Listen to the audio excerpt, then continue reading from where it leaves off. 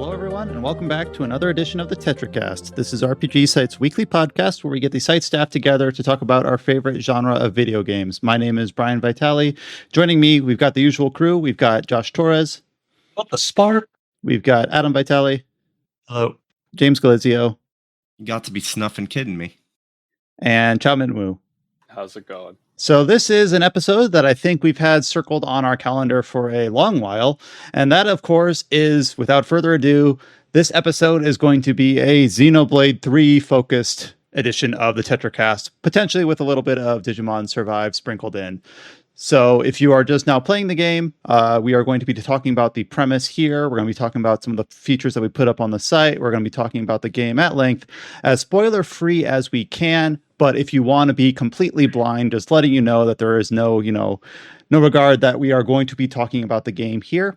Obviously, we'll timestamp this episode to the extent that we can about what we're talking about and when, if you want to skip forward to the news section, etc. So obviously, we have covered the game up on the site. Within the last week, we have published our review for the game. We have published several other pages for the game, some other features. The main two contributors behind this are both on the cast here today.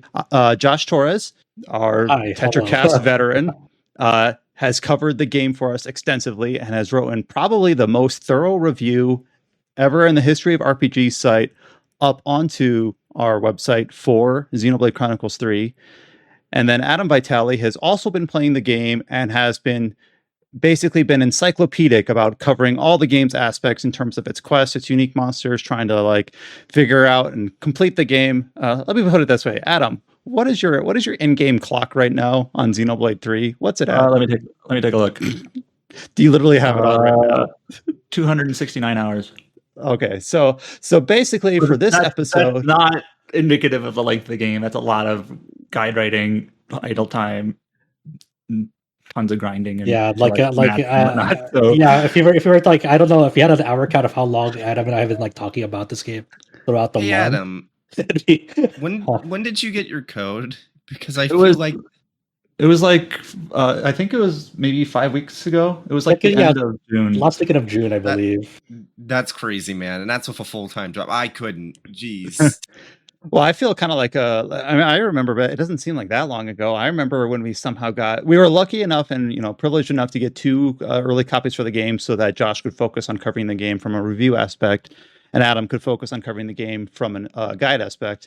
And back in the days of Xenoblade Chronicles 2, Josh also covered that game from a review aspect, and I covered that game for guides. And we were, in both cases, lucky enough to get the games early enough so that we weren't under the usual gun of, here's a 50-hour RPG plus have 2 days to look at it. Good fun. Good luck. Have fun.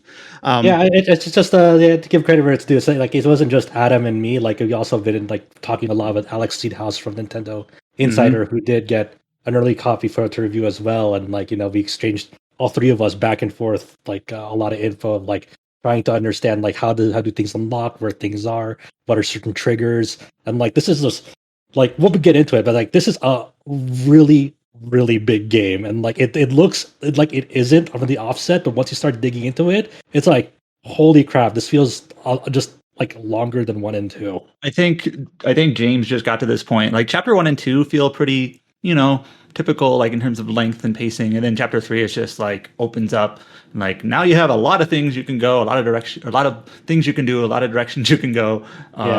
Yeah, what I'd say is that chapter 1 and 2, because there's not really much reason to go off the beaten path too much with those, because there's very little side content. Mostly it's kind of a straight shot. I'd say chapter 1 and 2 combined took me around 10 hours, and now I'm 15 hours into chapter 3 alone, and I've definitely got at least another 5 or 10 hours left before I move on to chapter 4. Have you gotten Valdi yet? Yes, I've gotten Valdi, I've gotten Teach, I've gotten Gray. Yeah, so just to kind of set the table a little bit, James says about 25-ish hours into the game, he was able to grab a copy in the middle of last week. I just was able to access my downloaded copy when it unlocked yesterday, so I'm quite a bit further back. I'm kind of I think I'm about at the chapter 1 to chapter 2 transition. I think the only one left out here completely is Chow, who is trying to get his hands on the special edition of the game, I think. So we will loop. Go ahead. I said it wouldn't let me check out because it was a cat or something. It was so bad. And Yeah, then, so Child's Canadian. spiteful. Yeah, Child's spiteful to Xenoblade 3 right now because of the whole special edition kerfuffle. All right, so I will just to start this out. Obviously, since James, Adam, and Josh, especially the later two, have had a significant amount of time with the game, I'll hand it off to them to kind of carry the majority of the discussion here. Obviously, James is far enough along that he'll be able to offer his impressions, and I will also chime in as I'm able from my early impressions of the game, having played the rest of the game. Well, not the rest of the games in the series, having played 1 and 2 and their DLCs. So I will start off with Josh, since he is the one who has covered the game in the review aspect for us on the site. He has played, as far as I know, every other Xenoblade game extensively. And without any like spoilers, he has rated Xenoblade 3 very highly and thinks of it in a very high regard. So Josh, Xenoblade 3, you've obviously spent a lot of time with this game over the last 5 weeks. You obviously think very highly of it. So I guess it's kind of like the discussion is your oyster. Like, this game apparently is a game that you would recommend without hesitation. And I guess take it away. Like, Yeah. Xenoblade 3, it's worth the wait. It was really weird like thinking about like how am I going to review this game, like, and like kind of summarizing what I think about, because there's like so many aspects to it that like I broke down in the review, and like kind of it was like that whole review I treat it as like as the template of like kind of working through my thought process step by step, like why I gave it a 10. Because when we rate games on the site and we like come to the conclusion like we think we should be a 10, we always have to like be very critical of like why we gave it a 10, why we think it should have a 10, and really question like does it really deserve it, and like kind of run it by people as well. So like when I was there, like talking to Adam about it, and like seeing if our big boss Alex was okay with giving it a 10, and like hearing them say, yeah, I think it'd be fine. Like there's like no really pushback on it, like because I don't want to be like that person that like am I a crazy person thinking that it should be rated this highly? But I think that Xenoblade 3 is one of those really rare instances in RPGs, just not even just Japanese RPGs, but RPGs in general, where it is greater than the sum of its parts, but even like like a good chunk of its parts are very strong in carrying it to that score. Like the one thing that Adam and I always talk about when it comes to Xenoblade Chronicles 3 is the way it writes its characters and the way it writes its main cast and the way they interact with each other, the way they interact with the world, the way they interact with the people who inhabit the world as they go along this journey. There's something very natural about the way that they interact with each other. There's not sort of like that.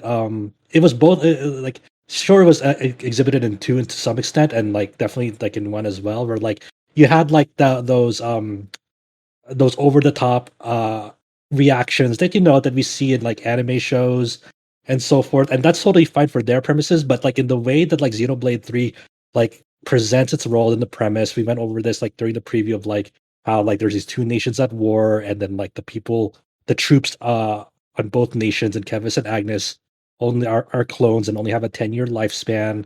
And it's like it's treated very seriously, and it's like, and having those types of like moments and reactions that you see in 1 and 2 wouldn't actually work in this game, and that's a very tough challenge, because I imagine like during development they had to like make a choice of like, do we want to like lean towards like how we used to do it in past games, or do we want to go off like in a different direction? With 3, I think I really commend Monolith Soft with trying to like kind of not dial it down, but putting it in a more respectful and more thoughtful direction of like having these characters just like have moments with each other that isn't necessarily like advancing the plot, but advancing like the way that like their characterization towards one another, and that like how you genuinely like feel like they're learning more about each other and care about each other, and like trying to understand why they view the way they think about the world, and not like what aspects of their upbringing, their experiences till then, like why are they the way that they are. um you want to elaborate more on that, Ada, because I know you have a lot to say about this too. So a lot of Japanese RPGs, just in terms of their tonality, and this isn't a criticism, this is just trying to be a description, you have characters who have like really exaggerated personalities. Like, it's not like a believable personality of someone you might meet in real life, but they're just like, very over the top, or maybe they have like a really powerful or overbearing like character quirk or whatnot, right?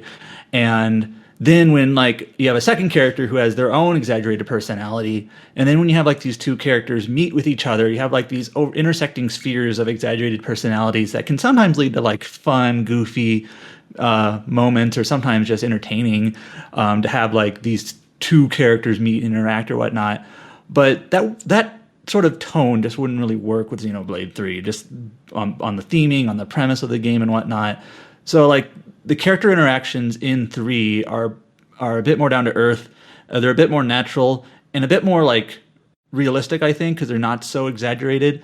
And I think that's mostly just down to tonality of the game. Just, you know, there is like, this is in chapter 4. It's a very, very minor moment, not really a spoiler, or it's a quest. There's like one kind of goofy moment with a side quest in chapter 4 with Juniper, and it kind of sticks out because it's just like, because the rest of the game isn't like that. You know what I'm talking about? Yeah, I absolutely. Like they're like very minor like scenes like in side content that like carry that spirit of like what you would see like in Xenoblade 2, but like how like framing like the composition of the scene like in a certain frame, like say like it's like, for example, like a lovey-dovey scene when you like they see like a woman and there's like it's like a pink like borders with like some like maybe hearts on the screen. And then it's just one of those. It's like you don't see that kind of scene like at all in Xenoblade 3. So like when they try to like dip into like what how Xenoblade 2 framed some scenes, like a good chunk of scenes, it really it's like okay, that kind of came out of nowhere.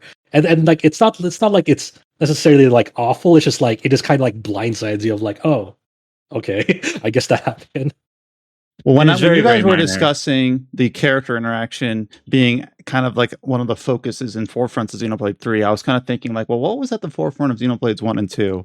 I haven't played Cross, unfortunately, and I think everyone else here has, so I might be I'm ignorant on that front, but I have played 1 and 2. For 1, I would say that like its main like selling point when it first came out, when I remember when when 1 was first announced, as not even before it even had the title Xenoblade, its kind of focus was its scale. I remember people talking about like colony what is it, 6 in that one, where you can like fall from the cliff way from the top into the lake around the colony, and the Guar Plain, of course. Like Xenoblade 1 sold itself on its scale, especially on the Wii console. And then Xenoblade 2 completely overhauled its presentation, which eventually was kind of backported into 1 through the definitive edition, kind of establishing a visual identity for the series. And then like 3, it seems kind of like a natural progression where it's got the scale, and even within chapter 1 of Xenoblade Chronicles 3, which is where I'm at, that scale is still present. And then the graphical presentation is, you know, in line with the other 2 in the series. So to focus on, okay, how are we going to have our characters interact? What is the story presentation going to be like? How is the narrative going to unfold? It does kind of seem like that's where they've shifted their focus. And I remember in a lot of the preview opportunities, and this seems like a silly topic, but it really quite isn't. On its face, early on in chapter 1, there is a hot tub scene. And like in any Japanese RPG, this is a very like common archetypal scene to carry out both either a narrative presence, but also like hijinks, comedy, things like that. And Xenoblade 3 plays it incredibly straight-laced. Like it's all in terms of just introducing characters. It does not like do anything to be like, oh, is the reader or the player going to be bored of this case? We should have hijinks here. It just doesn't do that. It plays it in a way where it's completely in the service of the narrative itself. And I think that having that like right at the outset really kind of sets the tone for, at least as far as I've gone, what the kind of how this game is going to present itself to the audience, which does seem to be a slightly shifted focus compared to like 1 or 2. And I don't know, I appreciate it even from the early stages of the game. I think one of the like scenes that really sticks out to me in the game that like I'll always remember the scene about the game. Adam, do you remember the scene where Lans and Mio are washing dishes, and then soon after Noah talks to Mio about like, hey, we're almost at this place. Yeah, and one of the best scenes in the game. Yeah, I almost don't really want to say more about it. Yeah, it's not a story spoiler. It'd be more like a character spoiler. Exactly. Yeah, because the game goes out of its way to allow these characters to like interact with each other, and I feel like a lot of games they run into this problem where characters kind of end up becoming just like exposition mouthpieces, where they just basically talk in circles to each other, explaining the plot to each other. And that's certainly a function of a character, is to talk about the plot and to move it forward. But sometimes I feel like games forget that characters have to be like believable people too. And that scene you're talking about is one of those, where it's primarily between Noah and Mio, who are of course like the main two characters of the game, but the other characters are also like a part of that kind of broader scene as well and throughout. And that's, I think, honestly, if I were to give like this game, like what is my favorite aspect of it, like a singular aspect, it is the characters and the character writing. Like obviously I think the story is pretty cool. I think the gameplay is great overall, but like I think the character aspect is probably, if I had to pick one, my singular favorite part. Yeah. I could talk forever about like the characters and the writing, but obviously it's not the main focal thing here. I want to hear more from James. Like, hey, where are you in the game? What are your initial impressions? Like, just what's going on with you in the game? Yeah, I honestly think I couldn't like agree more about the character aspects of it. And this is going to be a bit weird, so I'm just going to kind of say this. The opening of this game feels like it has Trails pacing in a weird way. What do you mean by that? Like, there are so much cutscenes, and because of how linear it is, it like really railroad it understands the importance of really setting things up so before it kind of lets you loose. But the pacing of like the story is still fast enough that it keeps you engaged, even if you're like still on a leash until like chapter 3. Yeah, I want to emphasize, like, you've especially seen it, James. Like, there's a lot of step-by-step tutorials. Like, there are a lot of like things early on where like you cannot progress until you do the step-by-step tutorial. It is like it is one of those things that like you can tell that like they got a lot of feedback and a lot of complaints about how Xenoblade X and Xenoblade 2 did the tutorials, that they're like, okay, we're just gonna like really handhold you very tightly for like the first 15 or so hours. I don't know. My friend was really burnt out with these tutorials, so I think it needs a balance. I guess it's it's one of those things that's like it is definitely like a weird sort of reaction to it. like, maybe I've played enough. Sorry, Chow. Maybe I've played enough JRPGs that it doesn't faze me, because early in Xenoblade 3, like it has you like, here's how you buy and equip an accessory. Here is the break topple day system. And I don't know, I didn't really think about it, but maybe like for others that don't play as many, it does get a little bit more cumbersome. What were you going to say, Chow? I didn't mean to talk over you. I was just saying, like, Xenoblade 2's problem is they were too fast. It's like you didn't really have time to process the information. And in the first launch version, there was no way to recheck it again, until much later. I remember that. So that's one of the reasons why it was kind of like, oh, it's like, this is stupid. That's probably why they add too much tutorial this time. But I feel Brian. Sorry. How far are you in again? I'm just in the first region of chapter 1 with like the first handful of side quests. So you don't even have you haven't seen half the party. Yeah, you haven't seen what we mean by the tutorials. Oh, okay. Because there's a lot of the early quests were like, do a break attack from the side. Here, equip an accessory. So those are like tutorial-ish, but I guess I'm only in the first half. I'm still on the hill up. Yeah, you're still. You also haven't really met like the main premise of the game yet, which is the end of chapter 1. In terms of like what kicks things off, really. Yeah, I haven't really had that oh shit moment. I've heard about the premise of their terms and the things like that. But yeah, beyond that, I'm only like 2 hours in. So I will try to keep the conversation to what you guys have experienced, like as the game opens up in chapters 2 and 3.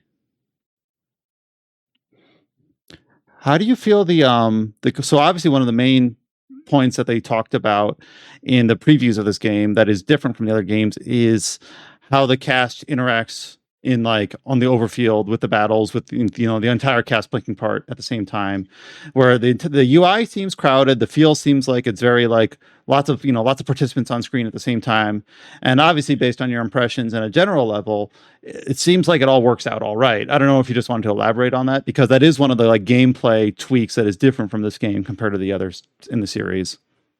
Yeah, like prior Xenoblades, where from an outsider's perspective, when you see like the battles of 1 and 2, it looks like a mess, right? And in 3 especially, because you have all 6 of your main characters out plus a 7th hero party member, And then they always like in 2 they display aggro lines, but only briefly. While in 3 they always display aggro lines. And then you have like buffs and debuffs that have like fields. Like it does get visually busy, and also along with the heads up display where you have like one part of your arts bar to the right, the other parts of your arts bar to your left, and then that has all that functionality. I'm not going to go step by step again on like how this all works, but like when you're playing, it makes a lot of sense, and you're sort of thankful that like it's designed the way it is, because there's a lot of helpful things. Like there are distinct icons when like that display, like when you're in range of an enemy attack, or when you're in range to auto attack an enemy, it'll display that. When you're like at the in front, to the side, or to the behind an enemy, it'll display like exactly where you are relative to where the enemy is. So like hey, I'm in position to do this skill that'll inflict like break. So I don't have to do any guesswork of like, oh, am I enough to the side of an enemy to like to pull this off? It'll surface that. So like obviously to a person who isn't familiar with its battle system, like it'll just be like, oh my gosh, this looks like it looks like someone opened up MS Paint and then like drag their cursor all over the screen with lines, and it's like, yep, that's if I remember right, in Xenoblade 1 Definitive Edition, how it worked was if you were in position for a skills bonus effect to kick in, that skill would be highlighted. But now in Xenoblade 3, it's more general. It's just saying it clearly marks you are behind the enemy, you're the side of the enemy. And then underneath each skill, it'll say when its special condition takes place. So it's kind of like more, I don't know if streamlined is the right word, but generalized, where it's just like you are behind the enemy.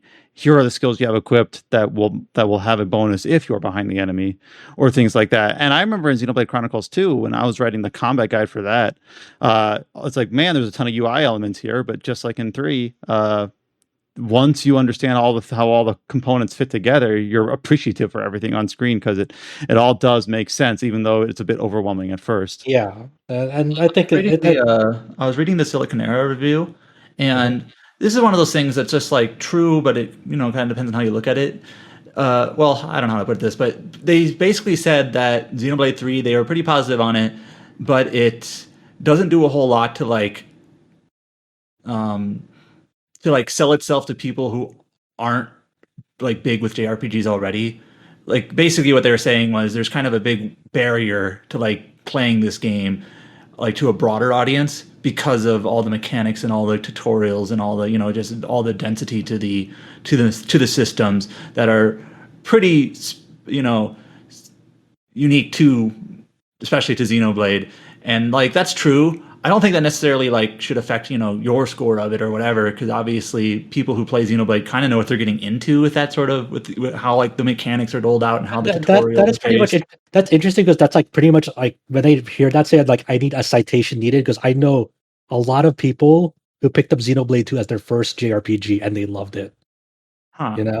So I'm interested to see like, do like if that'll end up being true for 3. But like with Xenoblade 2, a lot of people had a lot of like, they felt overwhelmed with this battle system, but there was also a lot of people that like they picked it up as their first Japanese RPG because of the way that it looked and its character designs, and like they're just like, oh, this looks cool, and like there's a lot of like stories out there of people like going, yeah, this is the first time I played like one of these RPGs, and like it was just a magical experience for them, and like I have several friends like that, and like that's really. I remember all of us have played hundreds and hundreds. Yeah, and a lot of them are like, Xenoblade 3 is going to be my second JRPG after that.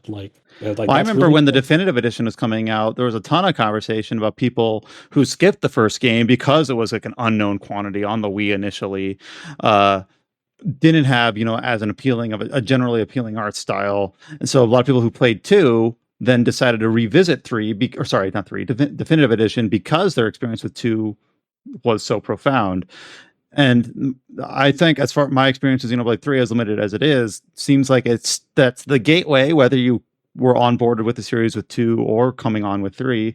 Like, it seems like the barrier is just where it was. And it's hard to put ourselves, at least myself, in an experience like, all right, if I hadn't played a Xenoblade game before, what would I think of this?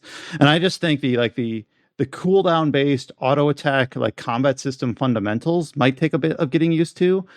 But I also kind of feel like those sorts of combat systems, especially like people who have played more MMOs recently, as they've gotten more popular, have gotten more like exposure, where maybe that's not quite such a weird hurdle, where people aren't comparing the combats in Xenoblade to something like, well, it's like a traditional lineup turn-based RPG. Only your attacks are automatic. Like it's not as out there as it was when Xenoblade 1 released, when it was kind of more of a weird acquired taste. Yeah, that's like definitely like you can play it a more traditional way, but you can play it a more proactive way as well, where like when your cooldowns are up on another playable character, you can switch to another character on the fly and like control them because they'll have their skills, up and ready to go. So like you don't always have to like play by the game's like quote unquote rules of like if you want a standard like MMO experience like that, it'll work and you'll be totally fine. But if you also want to like just want to be continue cycling through characters and like making like being more in control of like their arts and their executions and their timings, you can do that too. Because during that downtime and you're waiting for cooldowns, it's not going to make a big difference whether you're controlling a person auto attacking or not. And the game has the versatility and flexibility, to accommodate that as well. Like there's no downtime or to switching to a character. It's all seamless. You don't have to go through a menu and like manually switch to another character. You can just do it on the fly. And I think that's like that's really really like cool of them to do that. Like there's like no there could be no downtime if you don't want it to. Like well, that kind of reminds me of experience the way you want it to. That kind of reminds me of the way that Final Fantasy VII Remake is described. Obviously, it doesn't have an auto tech system, but it has a similar system as you do your general combos with your hits. You fill in your ATB bar, and then you can actually do your abilities. And with the expectation that you're swapping between your party members as their ATB bars are full to unleash their more interesting, unique attacks. And like that was an acquired taste for some people as well, who are used to playing these games, action RPGs, is like, well, I'm just going to play as this single character. Or even in Xenoblade 1, where it's like, how many people played through that game initially just playing as Shulk? Because there wasn't a whole lot of incentive to switch to other characters until people kind of learned how it feels to play Dunban as your evade tank or Melia as your combo ether character, or things like that. So I also just kind of think that more games now, more JRPGs are kind of allowing for that sort of gameplay stylings where, yes, it's an action RPG where you control an individual character, but there's like flexibility where if you want to play as wholly as Noah, you can, or if you want to switch off between the characters in combat, the game allows for that too, because the system is versatile enough to allow you to do that. So you're not even this far yet, Brian, but like once you get to the class changing, I'm sorry, guys. So like, I think CD or Alex Seedhouse, who we mentioned earlier, who we were kind of playing this game alongside for review for a different outlet, he was playing as like only Noah to begin with, and I know like when he switched Noah to a healer class, he was like wasn't really like he tried at first to just stick with Noah, and he's just like I don't really like playing the healer, so I'm assuming at some point he just finally acquiesced and switched to a different character because you could get to a point where any character can be any class. So it's really more like which class do you want to control rather than which character.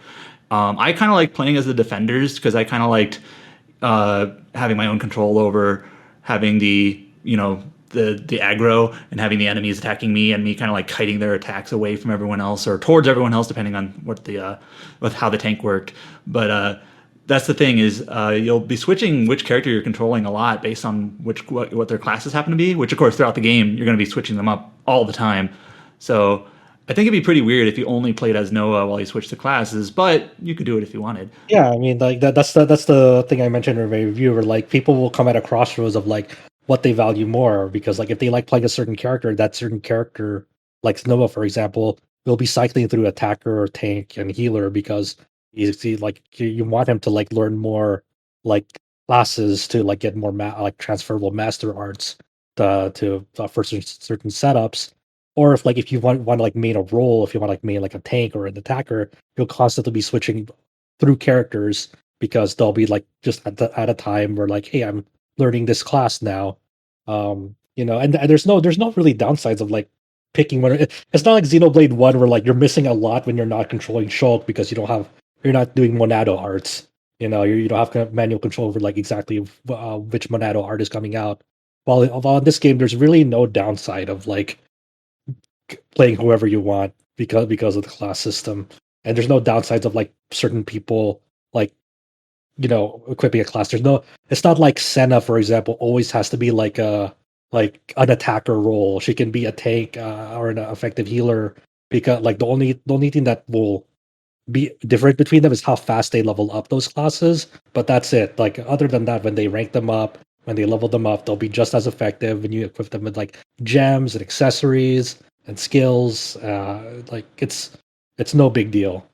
But it's like a really cool, like refreshing thing that like I don't feel like I have to like optimize like who I want to play as, because the game like isn't really about that per se.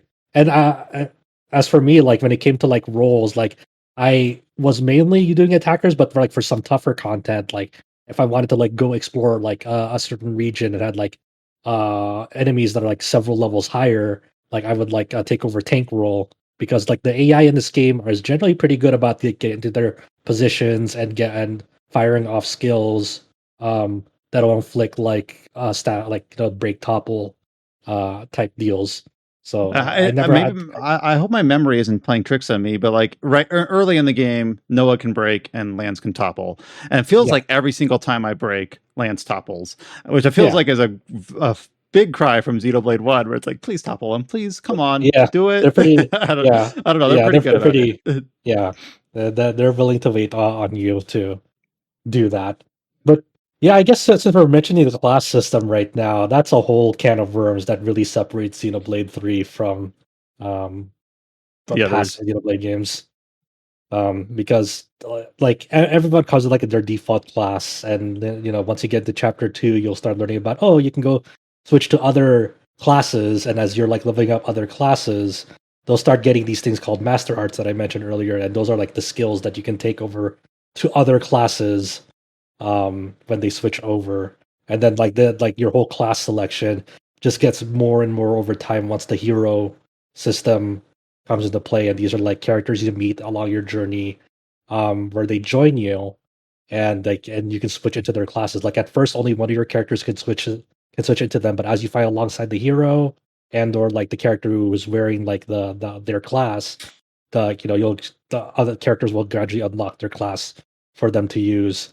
And like there's a whole, like I'm very interested to see like what sort of party compositions people will end up liking and like going for, because there's so many ways you can tackle this game. Like there's no right answer. There's like no class limits on your party. It's like you can have like 5 attackers and 1 healer if you want, or you can do like. I was doing a guide last night for RPG site where I was going through all the classes and their class skills and their class arts and like writing them all down. And of course, as I was playing the game, I kind of went through it a little bit, but not as thoroughly as I did writing the guide up. And like looking through all their arts, kind of, theory crafting in my head, like, oh, I didn't realize that this class had this ability, and I wonder how that would pair with this class. Like one of the classes, for instance, is this isn't a specific example, but one of the classes, for instance, is Incursor, who is you get from Alexandria, who is an optional hero, so you can miss her or skip her. But her class is focused on critical hits, and when you level up the class, you get. Actually, let me pull up my own guide here about like what master arts you get for this class. But I think it's one of the stronger attacker classes in the game because they focus on critical hits. And especially if you're fighting like a high level unique enemy in a chain attack where you got like a 900% damage bonus or whatever, if you can get a critical hit off, you can like wipe off huge chunks of an enemy's health bar from this class alone in a chain attack. So yeah, like one of their master skills is that successful attacks boost critical rate by 2%. And another master skill is boost critical rate of auto attacks by 150%. And then they have class arts, master arts that are basically high percentage chance critical hit arts. And if you could mix those abilities with other classes that have a higher attack skill, like for example, I'll just say a later class because it's a bit of a spoiler, but there's some really neat things that I think you could put together that I haven't even sat down and like thought about all the things you can do, but it's very, very, very flexible is the point I'm getting at. Yeah, I think it's really handy that like just having like a whole, like when you're that far into the game, you have most, if not all, the classes unlocked. Just like having a handy list of like, okay, what are all the capabilities of this class, and like you can like just having like a text document of like theory crafting is like sort of beneficial because like while the in-game UI is fine, it's hard to theory craft only through the in-game UI because you're going back and forth. But like actually having it written out in front of you and like starting to like mix and match things of like theoretical builds is kind of like an interesting prospect. I remember like when playing Xenoblade 2 and getting into some of the late game stuff, the builds that were suggested that I started Googling, because once you do like all the combat challenges where you're fighting, not only are you fighting enemies that are like higher than the max level, but like you can like there was like late game, I forget if they're expansion pass or not, challenges that made it harder than that. And I remember reading some like off the wall strategies, like have a play as Ricky as your tank with like some sort of lightning gear. I don't remember what it was, but it was like a very weird, obscure kind of setup of equipment and skills that ended up working like really effectively. I'm like, I would have never played as, or not Ricky, Tora, sorry, wrong Nopon, playing Tora as the tank with a certain set of abilities. So it'd be interesting to see, like, once the game is out for a significant period of time, people are coming up with their own strategies, where maybe a high-level super boss that Adam and Josh might have struggled with, someone's like, well, I just did this, this, and this, and it was easy because I completely nullified, like, half the boss's abilities. So it's already kind of cool. Even early on, I can just see how there's lots of options to outfit your party in a way where you can kind of come up with the synergies that work really effectively in certain situations, and having the players that are clever enough and they're smart enough to kind of come up with those and find those synergies and make them work, like the way that Adam has kind of found as he's going through the list that he's wrote up.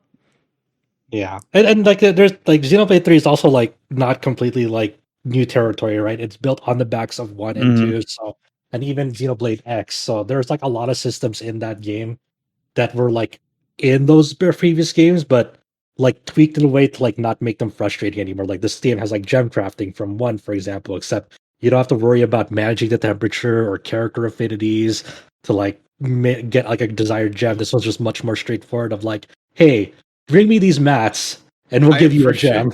I appreciate how there's this one like conversation between like Lance and Riku about, hey, why don't I try doing the gem crafting? Then like Riku's just like mortified, saying, no, it'll take you 10 years to learn how to do this. I remember this. So basically, Riku is such a boss that he makes it easy for the players. Thanks, Riku. Well, I remember when the marketing for the game first showed gem crafting, it was like 50% of people going like, sweet, fuck yeah, and people were like, oh no, oh god. So it sounds like they hit a good balance where they make gem crafting. I miss old gem crafting, though. I do appreciate that once you build a gem, it's built for everyone. You can just equip it to anyone. Yes. So. Mm-hmm. Yeah. Mm-hmm. And also, like, props to them, like, Riku and Manana, not annoying. I like Riku and Manana. Unlike Tora and Riki as your Nopon party members from past games, I like Riku and Manana. Tora Okay. I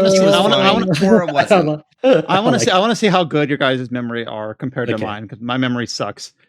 Does anyone here remember what the Nopons are in the DLC for Definitive Edition? What their names are? Eno and there's what's the green one's name? Is Kino and something else? I don't only remember that because one of their names is Kino. Exactly. But I only remember like the Nopon Ranger thing, where I don't know, it's some sort of special attack where you based on how many you found. Like, Nopon Rangers for all time, or I don't know what they say. It was almost like a Pikmin element to it or something. Yeah. But yeah, like but like field skills are here too, but field skills are like way not like how it was in like Xenoblade 2. Like field skills. Go ahead. Go on. Okay. Sorry, I was still on the Nopon talk. I was gonna say like Riku's English voice, like the voice actor doesn't sound like a Nopon at all, at least not compared to the way that Tora and Riki were voiced, but he still like speaks like a Nopon, like his word choice, which is an interesting mix, at least so far early in the game, where it's like he doesn't sound like a Nopon. Oh wait, but he still talks like one. This is kind of fun. I don't know. I like Riku so far. Yeah, Riku is really funny. He's really funny. Yeah, but this game also has field skills like previous Xenoblade games, but it's very much like it's not like leveling up a field skill to like open a treasure chest like in 2. It's just basically throughout the story, you get 2 field skills. The other 2 you get from recruiting optional heroes, and that's a total of 4 field skills.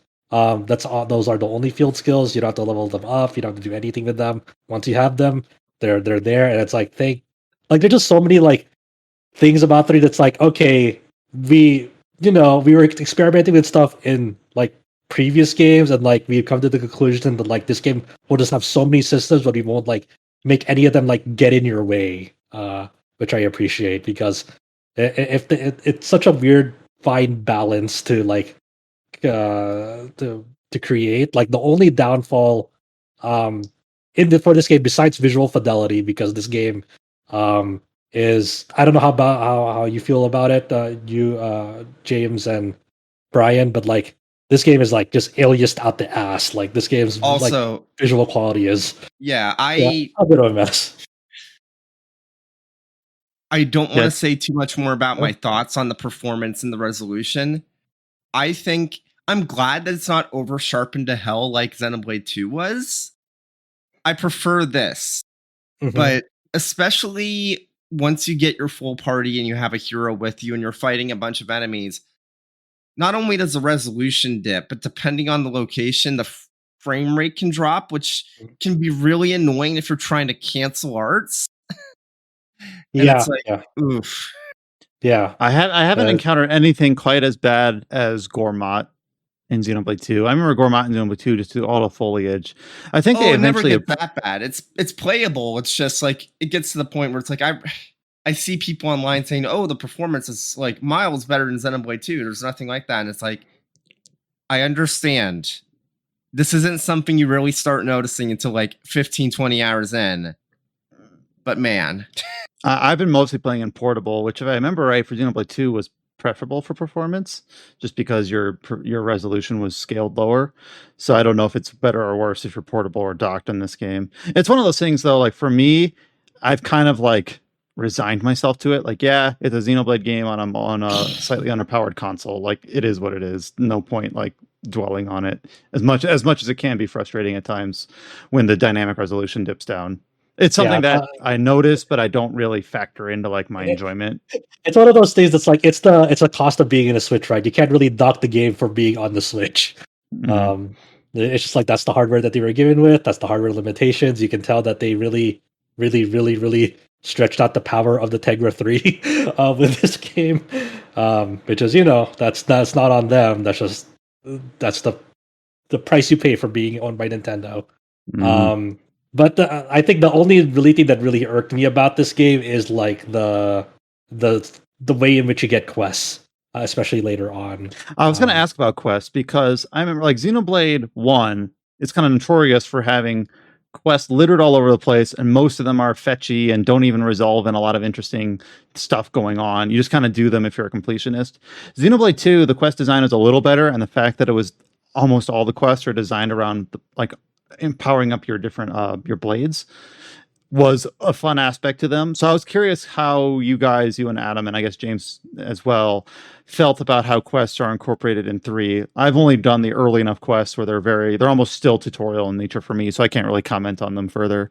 So I guess I'll just hand it off to Adam. Adam, how do you feel about how quests are both implemented in Xenoblade 3 and just the quest design itself? Okay, so first of all, Xenoblade Chronicles Definitive Edition, if I remember correctly, had more than 400 quests. And a lot of them were literally called like, I don't remember exactly, but it was just like... They're called like Gathering Quest 1, 2, yeah, it was like 3. Gather Quest, literally or number like them. Enemy Quest 1, 2, 3. And it was like literally like a checklisty quest. And they didn't even give them a name. Xenoblade 2 got rid of that already. But I think the main thing is... first, let me talk about like comparing hero quests and rare blade quests. So heroes in Xenoblade Chronicles 3 are sort of similar to rare blades in 2, in that they aren't your main cast of characters, but they are characters that you recruit and you can they participate in battle. You can't play as them though. Unlike rare blades, heroes you earn through either the story or side quests, not through any sort of gacha system. But they each have quests associated with them. Now, in Xenoblade Chronicles 3, their quests are like part of a sort of a mini storyline, usually involving their colony. So Rare Blade Quest and Xenoblade Chronicles 2, they often, do you guys remember the affinity chart? Yeah. Yep. Each Rare Blade had those, and they had like nodes on them. And each node you had to like do a thing to like unlock it. Sometimes it was like doing a certain type of ability. Sometimes it was like exploring certain regions, or I remember somewhere like fall a certain distance, or it was really weird. Hero quests, on the other hand, are just more part of like a storyline with that hero and their colony that they're usually a part of. And it feels like a better flow. You don't have to do like these weird gamey gimmicky things to like unlock the node to access their heart-to-heart, so then you can get to their quest or whatnot. So it feels more like a side story, or kind of a little mini story about that hero and their colony. That's not pertinent to like the main narrative of the game, but expands about their hero, their colony. Each colony has a little bit of a different issue that they're dealing with, or like kind of a flavor of what the colony, how they act and their rules and things like that. So, and a lot of the other quests that aren't necessarily hero quests are also tie into that. So I think it does a pretty good job of avoiding just like fetchy type quest stuff, and more in terms of like these little mini stories around the colonies that you meet. Also, they're like all voiced, so that helps. Well, the hero quests are some of the regular quests. Yeah. I was actually, when I haven't encountered the hero system yet, but I actually kind of appreciated. I kind of fall back and forth upon how much voice acting I appreciate. I remember when I was playing games like Divinity Original Sin 2, where one of its, I know it's a very, very different style of RPG, but one of its selling points was that, I hope I'm remembering this correctly, that basically everything was voiced. And I remember in my review for that game, I praised it. But as I'm doing like these little incidental quests in the early parts of Xenoblade 3, I'm like, you know what? I actually kind of appreciate that these side quests aren't voiced, just because they're a little bit more just task oriented in nature. They're more just like unfolding the game systems rather than being narrative focused. So I kind of do actually appreciate that there's like voiced and unvoiced content within the game. It's kind of an opinion that I kind of change as time goes on. There might be another game where, depending on the quality of the voice acting, I might really appreciate that everything is voiced. If I was just playing a little mini quest, like not a hero quest, just kind of a low level quest, and it was voiced, there's a good chance I'd probably just click through the voiced dialogue anyway, right, like once I read it. Whereas some of the hero quests actually have like scenes. They're not as elaborate as the main story scenes, of course, but there's actually like directed voiced cutscenes that involve these heroes. It reminds me of if you guys remember the Nier Replicant remastered, like one of the new things about like literally every single thing was voiced in that game, even like the fucking go get 3 bear shits side quests in the game. Bear like it was shits. Like it's so weird. It's just like you just go up to this town lady. It's like, yeah, I really, really need this bear shit. It's like, did you really need to voice this? It's like, yeah. I'm like, okay. So cool. The thing that I kind of want to say is I feel like the way that hero quests are handled kind of reminds me of the quests specifically dealing with your party members in Xenoblade Cross. Yeah. Kind of reminds me of that in a lot of ways. What were those quests called again? Because each of those, like Xenoblade Cross is like, it's sort of similar. It has like 20 something different characters you can party up with, and each has a quest line. I don't remember if they had a special name, but yeah. I forgot their like because I know like the organization. I know they had heart to hearts just like the other games, and they had their own quests. I just don't remember if they had a special name. Yeah, I forgot. Now I know in a lot of Adam and Josh's written previews for this game, you've talked about the heart-to-heart systems in previous Xenoblades and how it is absent in Xenoblade 3. I just want to give you an opportunity to talk about that here on the podcast in the verbal framework about what Xenoblade 3 does compared to the other games. I think removing it is actually a net benefit. Not only is sort of like grinding affinity levels between characters is kind of tedious, where it's like, oh, I gotta put these characters in my party to grind up their affinity, or you have to have a high affinity to do good gem crafting, or you have to have the high enough affinity so the heart-to-heart unlocks. And it's just like, I think basically they removed all that entirely, and instead they just kind of have fewer but more like well-written scenes just between the characters that take place naturally in the game. Like they're just slotted in, like in the progression of things that happen in the game. And I think in terms of just like writing, that's preferable. Like I don't need to like I think in like Xenoblade 1, if you raise the affinity between like, Shulk and Dunban, I think there's like 4 different heart-to-hearts you can see with them or whatever. But they were usually just like little, like quick little back and forths, like maybe 4 or 5 sentences long. And it might have like little tidbits of like interesting characterization, but you'd click through a couple of dialogue boxes and it was done in 10 seconds or whatever. Whereas here it's like chapter 3 and chapter 4 is where these really come into play.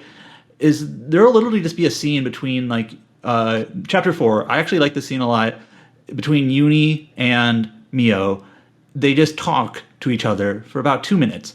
It doesn't move the plot forward. There's maybe just a little bit of backstory revelation, but it's not like a plot dump. It's not like, here is my backstory and I'm going to explain it to you very robotically. It just kind of feels like a natural conversation between the characters, and I think I like that better than having some heart to heart between Mio and Uni, excuse me, and you fill up some affinity bar, and then you go to some marker on the map, and then they exchange 3 sentences, and then yay, you get a heart to heart, and then you get a choice, and one of the choices is the correct choice that fills up your Yeah, affinity you don't more, have to look up. and You don't one's have the to look incorrect up, like, choice. there's no like Mass Effect or Persona like Social Link sort of, we got to look up what the correct choices is to get the most hearts or whatever. It's like, no, it's just a natural scene between characters. The scene it that sounds- comes to mind when I think about this also, it's a genuine heart to heart moment without like the heart to heart like in game mechanic plastered on it. Is like it's like end of chapter 3, early chapter 4. Like big events happen, and Lons is troubled by something that happens, and like Nova is like trying to convey to him, it's painful, but we've got to move on. And like Yeah, that scene is good. it really hits like, Lons doesn't know how to process it because he's like these like sorts of feelings that like have haunted him, but like he doesn't know how to like convey and how to like express it to people. And Uni goes up to him like when he's like trying to cool off like his argument with Nova, and like Uni's like, Nova's not trying to get after you for like, not processing it the wrong way. It's just like he just wants you to like, kind of move on, move forward. We can't let this I actually remember Noah's stay line. still. I actually Yeah. remember Noah's line in this scene, and I think this is where we can talk about voice acting a bit. I think the voice acting is much improved over 2. Yes. It's a big game with a lot of lines and a lot of characters, but overall, it's much better than 2. But I remember Noah's line in that scene when he's talking to Lance is specifically, "But we are still alive." That's his line. And like I remember that scene, or I remember that line in that scene because some of the voice acting is quite well done, and it's not like a big, dramatic, epic, angry line or anything like that. It's just a really well delivered scene with good lines. And I also looked this up. I believe Xenoblade Chronicles 2, the English dubbing was done at Nintendo of Europe, like in house. This was done. Xenoblade Chronicles 3 was done in a new place. I think it's called like Liquid Violet, I believe. Let me look it up. Who is a studio in England, so it's still British voice actors and whatnot. And in the past, they opened in 2008 or 9, and they primarily done like Activision Blizzard games. But apparently, just recently, as recently as 2019, they started to get into like the English dubbing. And I think if this is one of their first projects for like English dubbing, that's crazy. It's such a big project. Because while all voice acting, you go through similar processes, dubbing is specifically a little different because of how you have to match lip flaps and whatnot, and obviously the translation aspect of it. But they did a pretty good job overall, and it sounds like this is one of their very first like dubbing projects, even though they've been around a while doing other voice acting. But yeah, there's weird to say, but it's like I really, really loved Xenoblade 1's dub, and Xenoblade 2. Yeah, and Xenoblade 2's dub was kind of, well, it makes sense because that entire game was kind of like hot out the oven. Yeah, I think that one they must have not had like time or chance to. They just had to like speak the line and move on. Like no retakes, not much maybe context given. It's just like we just have to spit out these lines and get them recorded. Whereas this game seems like they had time to do it properly. Yeah, I feel like Xenoblade 3, if nothing else, like the one thing that really kind of showcases how like relatively smooth of a development this must have been is just seeing how like solid the dub is and like how well directed everything is. It's like this is like it's really hard to describe, especially even like even early on you get a taste of it. So I'm sure like Brian, you're starting to see some of it, but it's like the further in you get, it's like almost every character, even like the side ones and these like side quests are like so well directed. It's like, man, this is one of the best dubs I've ever seen. I actually really like. This is way later in the game. I'm gonna spoil a character's name. It won't mean anything, but I really like Gondor's voice. I don't know if her voice like necessarily will be everyone's taste, but it suits her personality. I think at least how she's portrayed in the dub. Yeah. I'm not even gonna try to emulate it, but it works. Well, I already talked about Riku's voice. All the other voices you mentioned earlier when you're talking about the characters independent of their voices, they have like their quirks and their personalities, but it's not like this is my singular identifying character trait. I am angry, or I am cocky, or I am hilarious, or I always make jokes. Could you imagine if a character like Zeke was in this game? Oh yeah. So when you're describing these characters and factoring in their voice acting as well, you almost have to be like careful and cautious because they don't have like singular trait. Like describe who Uni is. Like Uni seems a little bit more aloof, but not cocky, cares about her allies. Like you have to take like sentences to try to like piece together who the character is, because you can't boil them down to like a singular trait that their voice matches perfectly or whatever. She's a little stern. Obviously Lance is a little bit more cocky, and the game kind of goes into that, but he's not like hot-headed, arrogant all the time sort of thing. I think my favorite voice line for you can get for querying a battle is when Lance just says something. I was the MVP. You were all thinking it. Yeah. So they have enough of that characterization so that they're not like blank slates, but they balance it so well where it's not just like immediately aggravating or one note where they can't grow or change from it. I really just see like how what people think of Senna as they progress through the game, because Senna is one of those characters that they explore, but it's like later on, and she's a really interesting character. I like Senna a lot. Me too. And I will say it matches with Lance really well. So early on, Noah is maybe a little bit boring and passive, but I also understand that I'm like 2 hours in to a massive game, so I'm giving it time. Just early on, he's a little bit more of a backseat, more of an observer, but I'm okay with that.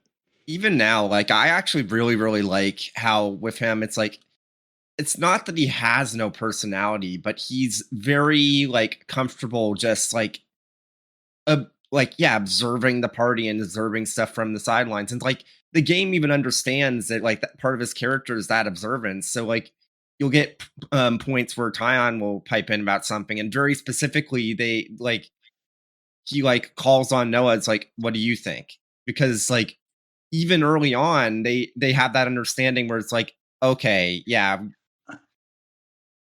I actually early in the game it's actually kind of, it almost feels like at moments like Tyon is the group's leader. It obviously, once you get more into like the main story, it focuses more on like why Noah is the main character and whatnot. But like Tyon, he's got obviously I think he works as a good balance to the rest of the cast. He's obviously very logical and thoughtful and whatnot. But early on in the game, it almost feels like he's kind of making decisions for the group, and like you said, he calls on Noah at times, like, "Hey, what do you think?" And overall, I just think the group, the cast, they work out really well together. Yeah, just the ensemble. It's very impressive. It's shocking. Like, I don't think I can name another RPG that manages to nail such a relatively large like cast dynamic so early on. It's like shocking. Mm-hmm. Yeah, you have 5 characters within like the first 45 minutes, and each of them has their role.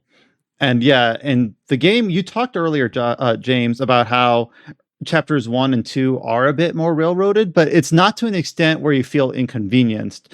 Like there's other games where like the systems unfold at an agonizingly slow pace, or I'm thinking this is a very different style RPG, but like Final Fantasy 13, where the characters are doled out so slowly, the mechanics are doled out so slowly, and the game's like, do you understand this yet? We're going to make sure you know how to do this before we introduce anything new to potentially, put you off kilter. I actually mentioned this in the preview episode, I think, of the podcast. It reminds me of Fire Emblem Three Houses a bit, where you basically get the whole cast at the beginning, the main cast, and I think that helps in terms of characterization. rather than, you know, in a Fire Emblem game or in any other JRPG where you get like characters slowly told to you. It can feel, if it's not done well, like a later joined character just doesn't get a lot of characterization, or maybe a character you get early is sort of forgotten about later, things like that. Where in this game, since you kind of have the whole group all at once, all together, I think it really helps build them. Like, well, even in Xenoblade 2, it's kind of like, here's Nia, one of your earlier party members, in Gourmat, and then here's Morag in Morordain. Yeah. And it's not as bad. Xenoblade 2 does a decent job of making sure that older characters stay relevant, but like you're introduced to Zeke pretty darn late, and he probably, in my memory, gets the least amount of character development, because like he gets all of his stuff in his region of the game. And then past that point, it's like, well, you finished his arc. Hope you enjoyed it, sort of thing. 3 does not have this sort of issue where like there are other games where it's like chapter 3 is character 3's, you know, chapter, and then chapter 4 is character 4's chapter, and chapter 5 is character 5's chapter, and it kind of feels a little bit like robotic, where it's just like you kind of sequentially go through each character's like moment. Whereas Xenoblade 3 doesn't have that issue, where the whole cast is pretty darn good the whole way through. Obviously, like, I know Senna's comes a little bit later just because someone's has to, right? But and Tion's maybe a little bit earlier in terms of like when he gets most of his shine. But I think overall it does a really good job. I said that. We are forgetting to talk about the real MVP of Xenoblade 3, and I'm kind of shocked we haven't mentioned it yet. How do we all feel about motherfucking Mwamba, dude? MVP. But I guess maybe to bounce off of that, there are a lot of like side characters that, you know, maybe don't play a big role in the story, but you know, they're believable. Yes, functional side characters. I'm glad you really that was used as a segue for that, because Brian and maybe James will get to it, but just keep these names in mind. I truly love Borealis and Travis. Borealis is good. I love Borealis so is much. great. Also, Kite. Oh my god, Kite. I don't know if Kite is good, but he's entertaining. He's fucking Kite is such a shitter, but it's hard to like not like sort of care by the end too. Oh my god, yeah. There's a lot of like good like side NPCs in the colonies that you see. Chickadee. Oh, the ardent breeding, the believing that how babies are made. Oh my god. So there's not Colony View is so funny. Oh my god, I love, but not funny. Like Colony Mew is funny, but it's also really super heartfelt. It is. It's like childish naivety, right? Yeah, they feel like a summer camp. Yeah. So this isn't really a big spoiler, but like a colony later on, like there's going to be like a side quest where like you have to breed Arduns, and like that, like there's mainly like a side quest character that's like a child, like in charge of this. Her name's Tassor. Tassor, yes. And so the way they think about like how long it takes for like an Ardun to like get made or like to give birth is like they don't know how like birth actually works, like, you know, with animals and stuff, like reproductive systems. So they're like, come back when it rains again, and then, you know, and then actual in-game mechanic where you have to have it rain. Yes, because that's what they think causes an Ardun to get bored. Yeah, it's rain. But again, it's not just like this sort of silly thing. That colony has some really heartfelt storylines. Yes. So the way you even kick off that colony is the hell of a thing. So but I guess maybe bouncing off of that point, when it comes to like side content and some main content in Xenoblade 3, a lot of it is like you start out at Colony 9. You pretty soon, early on, you meet. Well, I guess I should say in like chapter 3, you can finally go to Colony Gamma, which is where Mio and their group is from. And then throughout the game, you meet all these various colonies. Like there's Colony 4, there's Colony Tau, Colony 11, Colony 30, Colony Mu, and like they each have their own like hero. Usually, not all of them, but and then they each have like their own little quest line or storyline. And I think they all have like a little bit of a different flavor, but a lot of them are interesting and a lot of them are well done. And yeah, I really like them. Some of them don't necessarily like tie into the main plot other than being, you know, set in the same world. But there's some really, I think one of our other staffers, Cullen, was saying this in our chat, where when he was playing the earlier Xenoblade games, he said he wasn't really doing the side content because he wasn't really interesting to him. But he's in chapter 3, which is kind of when this all this stuff kind of opens up to you. And he said he's doing the side content this time because it's a lot more interesting to him. In the compared to previous games, and I would tend to agree. I agree. Because you're missing out a lot if you just decide, nah, I'm not going to go to Colony Iota. I'm not going to do any of that. It's just there's a good factor of like why I gave this game a 10 on the site is because of the way the how the world develops in the eyes of other colonies. Because every colony that you run into, like, and there's like a problem with Xenoblade 1 where like sometimes colonies felt too samey in Xenoblade 1. And in 3, they are very distinct in the way that they develop and like what their people believe in, the way that they were like what they were taught like under like when they were still serving their nation, and what they're like the residents and their outlook on life and how they like just kind of how they develop over time. It's all very different angles, and like it falls under this umbrella of like existentialism of like what it actually means to like be like kind of forge your own path and how do you move forward, how do you find a life past like what you used to believe in. And they all tackle it from very different angles, and the way that like and there's like you just meet all sorts of interesting personalities throughout this whole thing. It's so interesting. Like once I start a side quest chain, it's hard for me to stop. I have to see where this goes. Another character, Xenoblade 3 is also, I almost feel like we're getting to the point where I might be saying too much. Not necessarily story spoilers, but just, some surprises. But there are characters in the game who, when I first met them, I was kind of reading them as kind of their surface personality. For example, Ashura, who's another hero in the game. And I was kind of like, I'm not really feeling them. They feel kind of gimmicky. And then you do the Ascension quest, and you're like, how did this game make me feel about this character like this? Like, like their whole colony dynamic is like insane and like in a really amusing way, but it's just like, but then like you start learning more and more about like why Ashura's the way they are, and it's like, god damn it! All right, game. All right. Also, I should avoid saying any more than this. But side story Senna, like how did that work like that? Like, Jesus Christ. Yeah, I like. At the very least, I recommend people do all the character ascension quests, do all the side, all the hero and ascension quests. Yeah, especially do all the like the side story stuff for your main cast, because it'll say side story : this character. Absolutely do those, because it is like crucial like character development stuff. Yeah, and those it is. Oh man, I didn't think about that set of side story. I'm like. Hearing Adam and Josh talk about all these characters, including the fact that you were able to like rattle off side characters, and like, what about Ashura? What about Kite? Oh wow, that guy's great, or whatever. That's not even a hero. The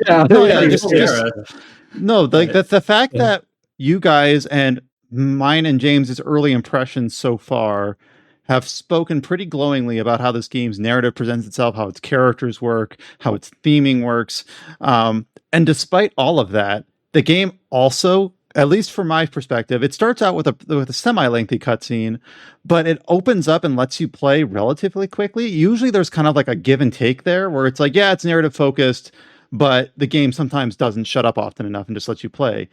I've been spending a few hours in chapter 1 just like exploring the map and trying to find all the containers and the husks that you got to send on and things like that. Like, the game doesn't compromise in any way to have the strengths that you and Josh are stating right now so far. It's the fact that it manages to balance everything so well. I think I'm looking at whenever I see a 9 or a 10 on any review, not just RPG site reviews, I'm like, yeah, but what are the caveats? Like, what are the footnotes? And yeah, we've mentioned a couple about how like the performance and things like that, but there really are like few and far between so far. I don't know. The fact that this game is managing to hit home runs in multiple aspects, I think is a testament to like what Monolith Soft has been able to learn from the series and their feedback from the other games, and kind of put it all together into this. If it culminates in Xenoblade Chronicles 3, it seems like what a pinnacle for the series to have reached. Well, actually, Nintendo posted an interview, like their own kind of like self-interview with the creators, and they basically said, we want the series to continue. So there might be a Xenoblade Chronicles 4.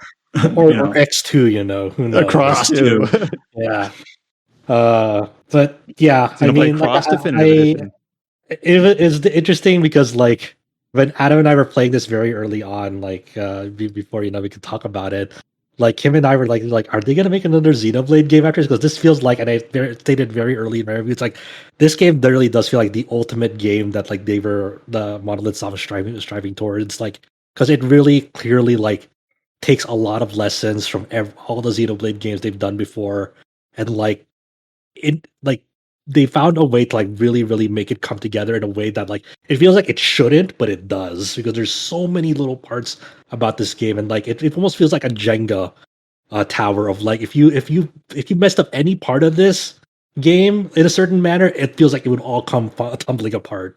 But it somehow sticks the landing and somehow makes all the things that count work in a really pleasant, splendid way. So obviously we've been speaking about Xenoblade Chronicles 3 for over an hour now, and maybe in the future there would be enough interest to do a sort of like a spoiler cast on this game once we have more of the cast members get to the end game, we'll have an open avenue to talk about later story developments and things like that if the interest is there. But in this spoiler-free context of just our initial impressions of the game, well, I say our initial impressions, your and Josh's full impressions of the games and mine, James's initial impressions, is there any like, I don't know, statement that you want to make for people that have have not played a Xenoblade game before, or they're not sure, like they played Xenoblade Chronicles 2 and it didn't gel with them, or things like that.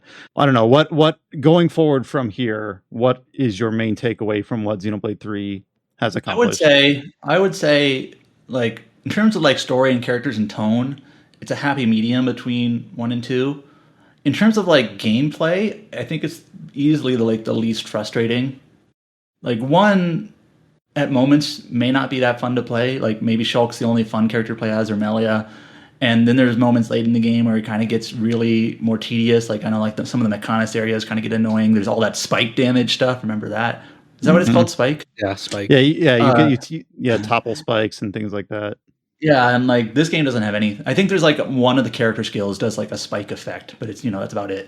And then like Xenoblade 2 obviously has all the gotcha stuff and the field skills and the infinity, charts that you have to go through and the rare blades and whatnot. Whereas 3, I think this sort of like class paradigm it goes through, I feel is probably one of the smoother like game implementations compared to the other two. So obviously you kind of have to have a taste for like JRPGs and these sorts of mechanics to play this game, but I think it's a smoother ride than previous entries.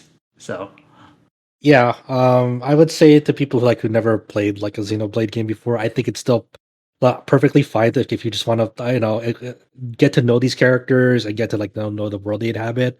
Like, I think it's perfectly fine to start with this game, and maybe if you want to learn more about, the worlds of the prior 2 games, definitely go through those. I mean, to be honest, sorry to interrupt you very quickly here. Like in our hour-long discussion that we talked about and everything we praised, almost none of that had to do with knowing the previous 2 games. I feel like obviously you're going to miss a few things if you haven't played them, especially when it comes to the main story later. But if you play Xenoblade 3 first without playing the others, you're basically putting yourself in the same seat as the main characters. Anyways, continue. Yeah, and I think it's just worth seeing hey, this could be what character interactions can be in an RPG. You don't see this kind of character interactions and types of scenes in most RPGs these days, and it's so refreshing in that regard. It feels so earnest and heartfelt and wholesome, and it's there are ways you can tell an interesting story with interesting characters and not have to pull on super exaggerated reactions and responses to get a reaction out of you. It's something that you it's just one of those things man, I really wish more people can play this game just to see hey, this is what character writing can be in a game. I'm going to make a comparison that makes absolutely no sense, but I feel like the people here will understand what I mean by this. So far, Xenoblade 3's character interactions seems like an entire game where the characters interact like the characters of Trails in the Sky the Third at the very end.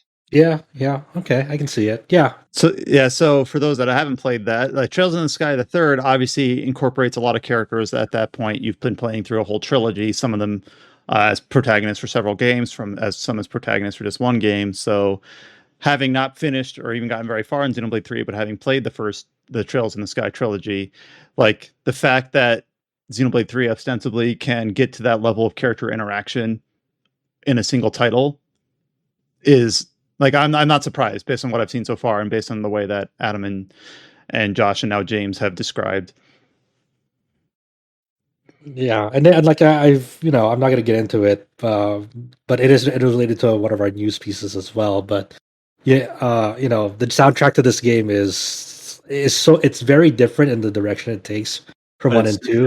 It's But so it, much it's more so good. somber. Yeah, But it's Yeah. so good. It's like, oh man, like especially like Xenoblade games, like the area themes, like you're used to them being really, like super bombastic most of the Mhm. time. That's maybe not the case here, but it's like it fits the tone that the game's like going for so well. And it's like I haven't even heard most of the soundtrack, but I'm pretty damn sure this is gonna be my favorite soundtrack in the series already. And then of Yeah. course you have a lot of like the flute themes, and then those sort of like leitmotifs show up in other major scenes and other tracks, and it's really good. Yeah. Something that somebody pointed out to me early on, which is insane if this is actually what happened, but uh, the battle theme when you first start the game only has one flute. Once you get access to the other half of your party, it adds an additional flute. Yep. Mhm. Absolutely. Damn, that's neat. And that's on the lead up to release. They had this ask the developer interview feature on Nintendo. They interviewed Takahashi, Kojima, and Yokota on the development of Xenoblade 3. And one of the most interesting parts about this interview series is like especially on the music, like they actually like created flutes. It's not like a new type of, but they created flutes just for this game. And like the reasoning is stuff from coming from Yasunori Mitsuda was like it was so they can like create a sound that like hasn't been heard before on it. I'm like, Mhm. that's fucking crazy. That like they didn't just like obviously get like buy flutes or Yeah, it doesn't learn the sound flute. like, and I assume these flutes were like more handmade. Yeah. Like so it doesn't just sound like a mass-produced flute or whatever. It's just like it has like a unique timbre to it in terms of the sound. Like if you hear a Xenoblade 3 flute, it has its own sound. Like I can hear it. So it's Yeah. really neat that they did that. That's really cool. Yeah, and it's I recommend people to check out these interviews, but obviously the main news piece here for a lot of people is like, hey, just like Xenoblade 2, Xenoblade 3's brand new story scenario will be just as large as Torna the Golden Country for I won't Excellent say segue into news, I guess. I won't say any more than this, but there are some minor plot questions I have after beating the game, and I'm just like, it seems like something that would make sense for DLC. I have no idea, but there are places they can go with a DLC that I could definitely see them going. Yeah, we're not going to So- go like straight into news right Right, away. no. This like relevant to Xenoblade 3 specifically.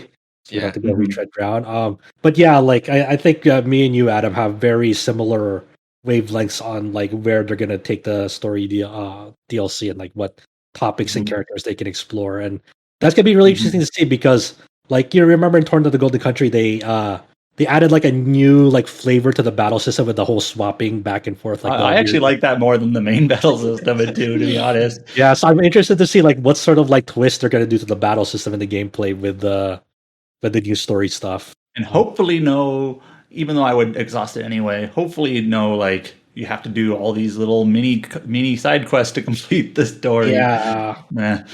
that wasn't great, but the It seems hopefully like they're taking feedback. I mean, Yes. it seems like evidenced by Xenoblade 3, they've taken a lot of feedback to heart, so hopefully. it'll be interesting. It'll be interesting. But yeah, that's The DLC add-on is the last part of the expansion pass, which I believe is slated for late 2023. So yeah, it might be more than You're a gonna- year away, but yeah. Mhm. but before then, they also like in the expansion pass, I believe they're going to add like 2 hero characters, and which sort of makes sense because, like I was saying, hero characters are kind of like additional characters, separate side stories, and whatnot. So I could easily see them just saying like, kind of like when they added Rare Blades to Xenoblade 2. Okay, we're adding a hero character. Kind of, you can find them in this location. They have their own little storyline, maybe a new colony. I don't know, but there's going to be like little mini updates like that also, in separate from like the whatever this big story DLC is going to be. So I'm looking forward to it. Yeah, I feel like such a mark when I'm like, I already purchased the expansion pass, because it was a ton of, like, I know Xenoblade Chronicles 2, I definitely felt was worth it. So I just kind of figured for 3 might as well. Mm-hmm. Yo, I got the expansion pass, Adam, and there's some cheater items in there. I saw they give you another Nopon strap. Yeah, I was like, oh my god, these cheaters. Just kidding, it's not that bad. Well, thanks, Adam, Josh, and James, for carrying this discussion, this thorough kind of analysis and take on Xenoblade Chronicles 3. We hope that obviously our readers and listeners are enjoying themselves as well. We will almost certainly be talking about Xenoblade Chronicles 3 in the future, potentially in a more open spoiler context. Of course, if we ever do go there, we will clearly state as such. But I also want to keep on hearing updates from you and James as you like progress through the game. Like, I don't want this to be the last time I hear about Xenoblade 3 from you guys. Obviously. Well, right. Like, obviously, we open up the opening sections of our podcast with games we've been playing, and Xenoblade 3 is going to be a game that we will have been playing. On that note, though, I will just throw in here in a little tiny 60-second session that I did finish, of course, before Xenoblade 3 released, Live Alive. And I just wanted to state that even though it's not a genre, and it might feel weird to like bucket games like this, but I do think that Live Alive is my favorite HD 2D game so far. Me too. Which it's HD 2D is not a genre, and it's not even an engine. So to bucket the games like that is a bit strange potentially, but I don't know. I just gelled with it a lot, and I think if I played it back in the early 90s, it would have blown my mind. All right, just real quick, who's your favorite character? I'm trying. I like Oboro. Okay. But mainly just because he was overpowered in battle. Like his characterization's kind of bland, but I don't know. I had him in my final party, and he wrecked everything. As for like actual character, I don't know. Probably Akira. I don't know. He's just a little bit more animated than a lot of the other characters. Has a lot of personality. Is really like genuine and heartfelt, and like values interacting with the people around him. Even too bad he's a little bit underpowered in game, but I don't know. I liked Akira a lot. I think Lei's probably my favorite character. Lei's good too, because she starts out like a bit like petulant and a little bit narcissistic, but kind of softens up a bit and feels like really like takes up her mantle really well. She also gets some fucking OP abilities later. Yep. Great. But yeah, I mean, I really enjoyed I enjoyed the little thing they added at the end of the Live Alive remake. Let's say that copy my surprise. Like, interesting. I will say it changed a lot, though. It changed a lot. I would say just having this little segment there just changed a lot. So I like it though. I like it though for sure. Sorry. Trying to speak as generically as possible. At the end of Live Alive, you all the characters are incorporated, and you have a say in which ones you want to use. But there's certain parts where you kind of want to make sure that you know how to play each character, and I've potentially geared them or leveled them up a bit, and I didn't do that. So I stumbled a little bit at the end just because there was a character I didn't really gel with that I had to use in a certain context. So I was like, oh darn. But I got through it using some of the end of the game showers you with a lot of items. So like, it's kind of weird. Normally in JRPGs, I don't like a lot of times if I have like healing or buffing items or attacking items, I don't like use them that often. But in Live Alive, I was at the very end. So it was kind of a different sort of feeling. In that respect. Palm grass that's so fast. You're like, oh, I really need it right now. Yeah. Yep. Basically, like, oh, thank God I have an extra huge haunch of meat to heal up my characters and buff them all up. Things like that. I don't know. I like Live Alive a lot. It's kind of weird because I look back. Do you guys remember? I hope I'm not misremembering that Triangle Strategy was our most anticipated game for this year. I remember that. Yeah, I still like it a lot. I do like it. I like that game, but like Live Alive, I enjoyed way more. And I know those games aren't really similar at all, other than their art style. But Live Alive really surprised me. I enjoyed it a lot. To be fair, though, both Xenoblade 3 and Live Alive were not announced until like what? February or whatever. Yeah, like 4 or 5 months ago. That's crazy. It Yeah. makes sense. Like I feel like it wouldn't even be a question if Xenoblade 3 had been announced last year. It would have been like probably Most top for anticipated. most. Yeah. Yeah, most anticipated. Yeah. Speaking And of Live Live likely HD2D, would have like, been up there too. Go ahead, Josh. this is like a quick 15-second thing.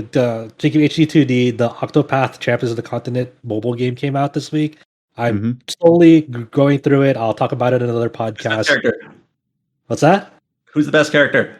I don't know yet. I, Actually, I'm very early on. I know from friends of mine that have played the Japanese version, they swear it's actually good. So I am actually interested in trying it out I eventually. do like the battle system, like it having like a dual character, like up to 8 characters in battle now instead of just like your initial 4. Like really does a lot for the flow of the battle system. But I'll talk about it more like in probably next week as I get further into the game. Before we hop off of this segment, though, I do want to quickly, briefly talk about another JRPG that came out. Another one did come out besides Xenoblade 3 this week. I know it feels like it's been overshadowed, but it has to survive somehow. We are talking about Digimon Survive. It came out for PS4, Switch, and PC this week. And Uh, Xbox. and Xbox. Did it get an Xbox release? Really? Yep. Even Okay. a physical. That's cool. Okay, I So didn't know. my if it was- question for this game was: is it so bad that's why they didn't give the code out, or they just forgot about it? Oh, okay. No, Well, no. I have a story about this game, and it came out. Okay, I was getting the PC release for this game on Steam. The Steam page didn't come out till literally until it was live. So I had to go. I purchased it. I played a little bit. There's a tutorial fight at the beginning, and then there's like a prologue anime cutscene. That's gonna be like 2 minutes, 2.5 to 3 minutes, like kind of introducing like the premise and everything and like these characters. Um, when the game is trying to get out of that anime cutscene, it just crashed for a lot of people on PC. Just like it was one of those things that like there was no easy like solution at the time, and like I even had like a friend like give me their save that was able to get past it, so I can get past it, and then only for like an hour later, there's like an opening movie that like where it crashed again. I'm like, okay, this is ridiculous. I tried a lot of things. I tried, I was like, maybe it runs on Steam Deck and I can get past it on Steam Deck and then make a save there because of cloud saving. And then I don't know what happened with this game, but when I tried to like load up that save with the opening cutscene, it displayed like that thing, like when capture cards don't like have a signal coming in, it just has like that like TV sort of like Mhm. rainbow broadcast screen. So it had that, but it still had like the HUD, so I could still skip it. I still said skip. You can skip the scene if you want to, but it still crashed. I'm like, okay, it's not working on Steam Deck on my It's end. funny though. It's funny though, because like I also picked it up and like started it to see how it worked on my end on Steam Deck, and the cutscene like ran perfectly fine for me. It's just like an issue a bunch of people seem to run into where it would finish, but it would like freeze right as the cutscene ended. Yeah. And then Yeah. so like people figured out the community like Bandai Namco still has not patched this yet, as far as I know.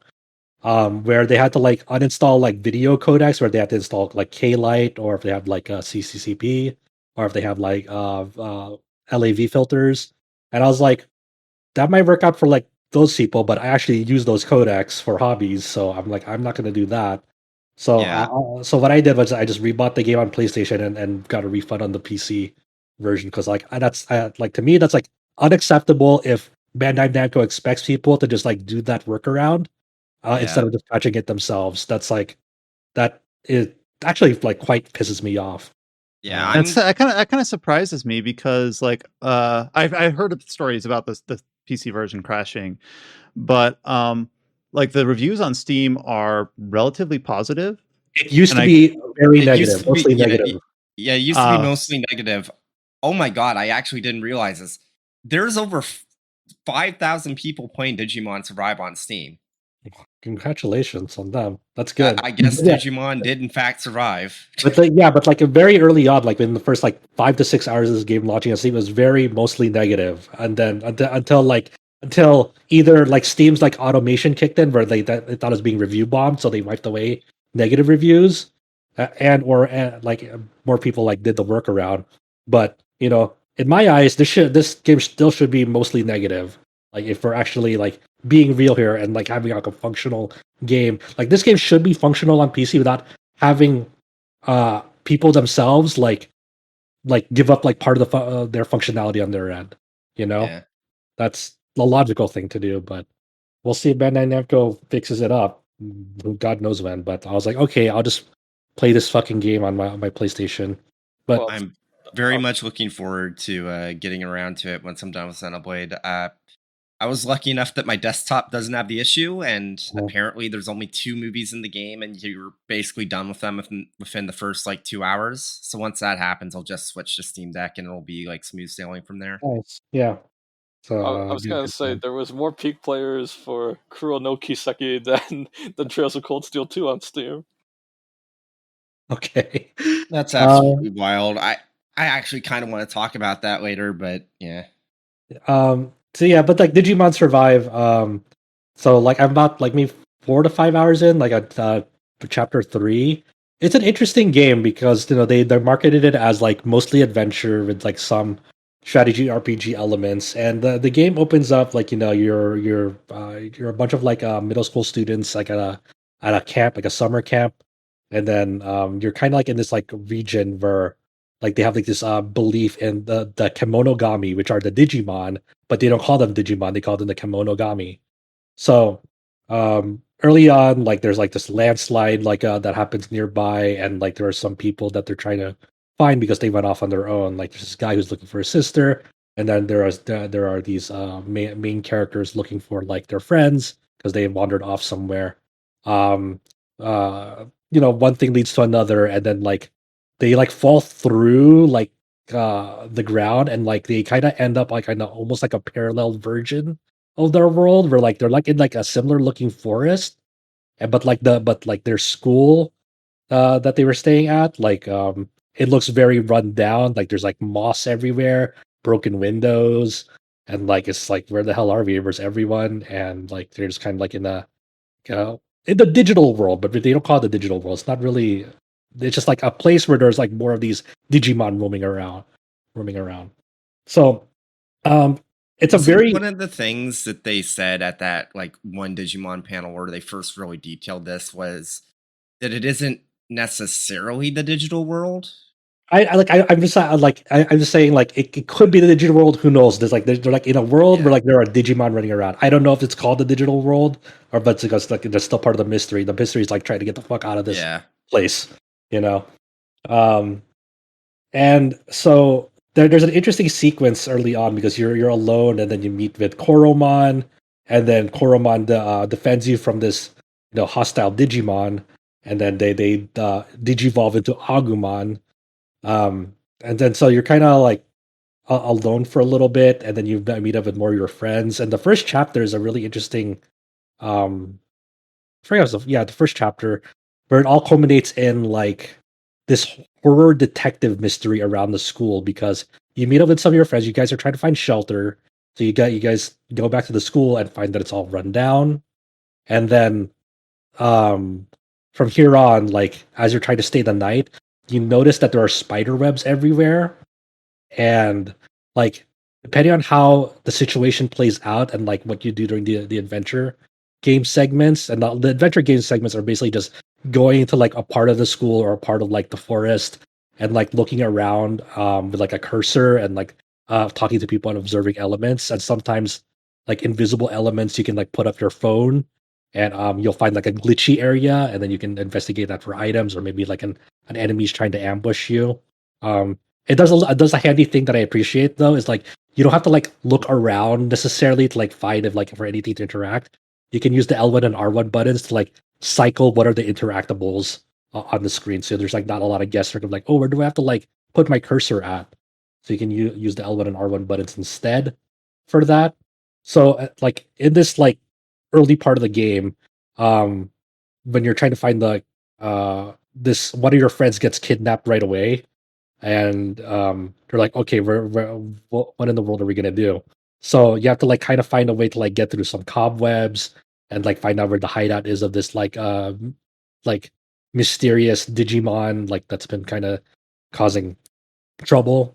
And there are certain points where you can like choose to like take allies with you when you're investigating around. But if you choose to like let them just like stay at a place because you think that like it's safest for them, they'll actually start getting kidnapped one by one. And like at the end of this like early chapter, you can actually like just you can actually have those allies with you if you chose to bring them with you. But if not, then like you play that battle totally alone. So it's kind of like the hardest version of that battle, and like that's really cool. Like the American diverge like that, and like and this is that initial battle is like when like Agumon gets his first evolution into a champion form, and this champion form can be different. Like I got Greymon, which is a lot of people will know like if they watch the TV show. And but some of my friends were like, no, I didn't get Greymon, and that's because of like the karma like system where there are certain points characters ask you what you think or what you think they should do, and there's usually three options, and one is for moral, one's for harmony, and one's for wrathful. And you over time you'll start to get, it doesn't spell it out right away that these are like this is the moral choice, this is the harmony choice, this is the wrathful choice, but you'll start figuring out, oh hey, they're usually at the same spots during this dialogue choice that I'm given. And also if you have your cursor hover along them enough, they'll start the dialogue choice will start exuding like a certain color in the background, and and then you'll start matching out like, oh, there's the color of moral, there's the color of harmony, there's the color of wrathful as well. So I thought it was going to be more murkier than that. It looked murky at first, and then like I started noticing that, I'm like, oh, never mind, it's very it just doesn't spell it out for you right away, but it'll, once you catch on, it's like, okay, these choices are usually at the same spot.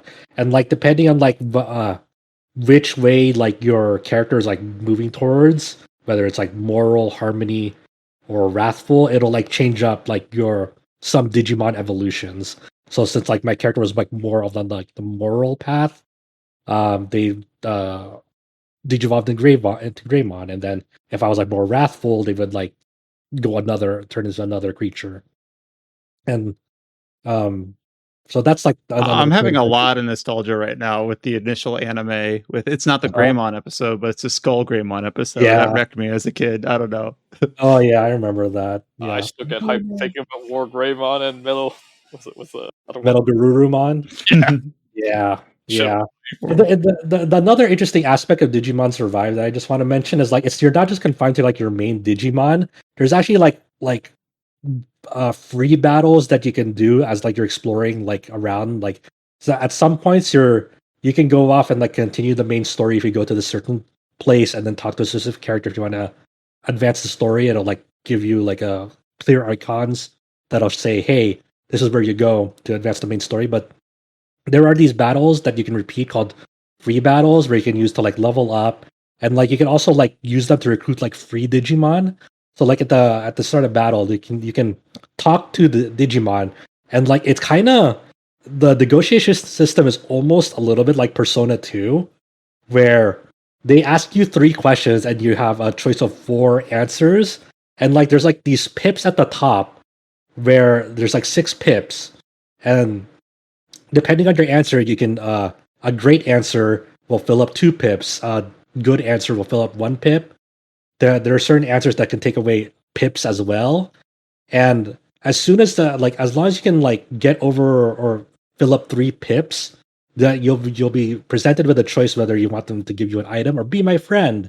And like the recruitment has a percentage chance as well. It's RNG. Like it'll like success rate will be like 50% or 26% as well. If you fail that, they'll just like run away. So it kind of has like that almost Megami Tensei DNA in it. Like a lot of people will think about like Double Survivor example with this game because it's a strategy RPG. And like and when you get a free Digimon, they're not confined by like the karma system in their Digivolutions. Like a good chunk of them still have like branching paths and like what they want to evolve in, but all you need is like certain mats that drop in battles to like to digivolve them. And unlike the main Digimon, like Agumon, for example. Like when Agumon turns into Greymon, they're not always going to be Greymon. They'll revert back to Agumon. But let's say like I have a free Digimon. It's like I don't know, Gazemon or something, like a rookie form, and like I evolved them into Gardromon. I forgot if they evolved into that or not, but if you evolve into Gardromon, they'll always stick as Gardromon. You can't revert them back after that. So that's the main difference between free Digimon and the main story Digimon in that aspect. The story is interesting, but right now it's a lot of it is like trying to find like the main group that like was separated from you when you first entered this. And there's a lot of like internal conflicts as well. Of like, do you think we should like hide in the school and like wait it out, or like go and explore around? But like, no, that could be potentially dangerous.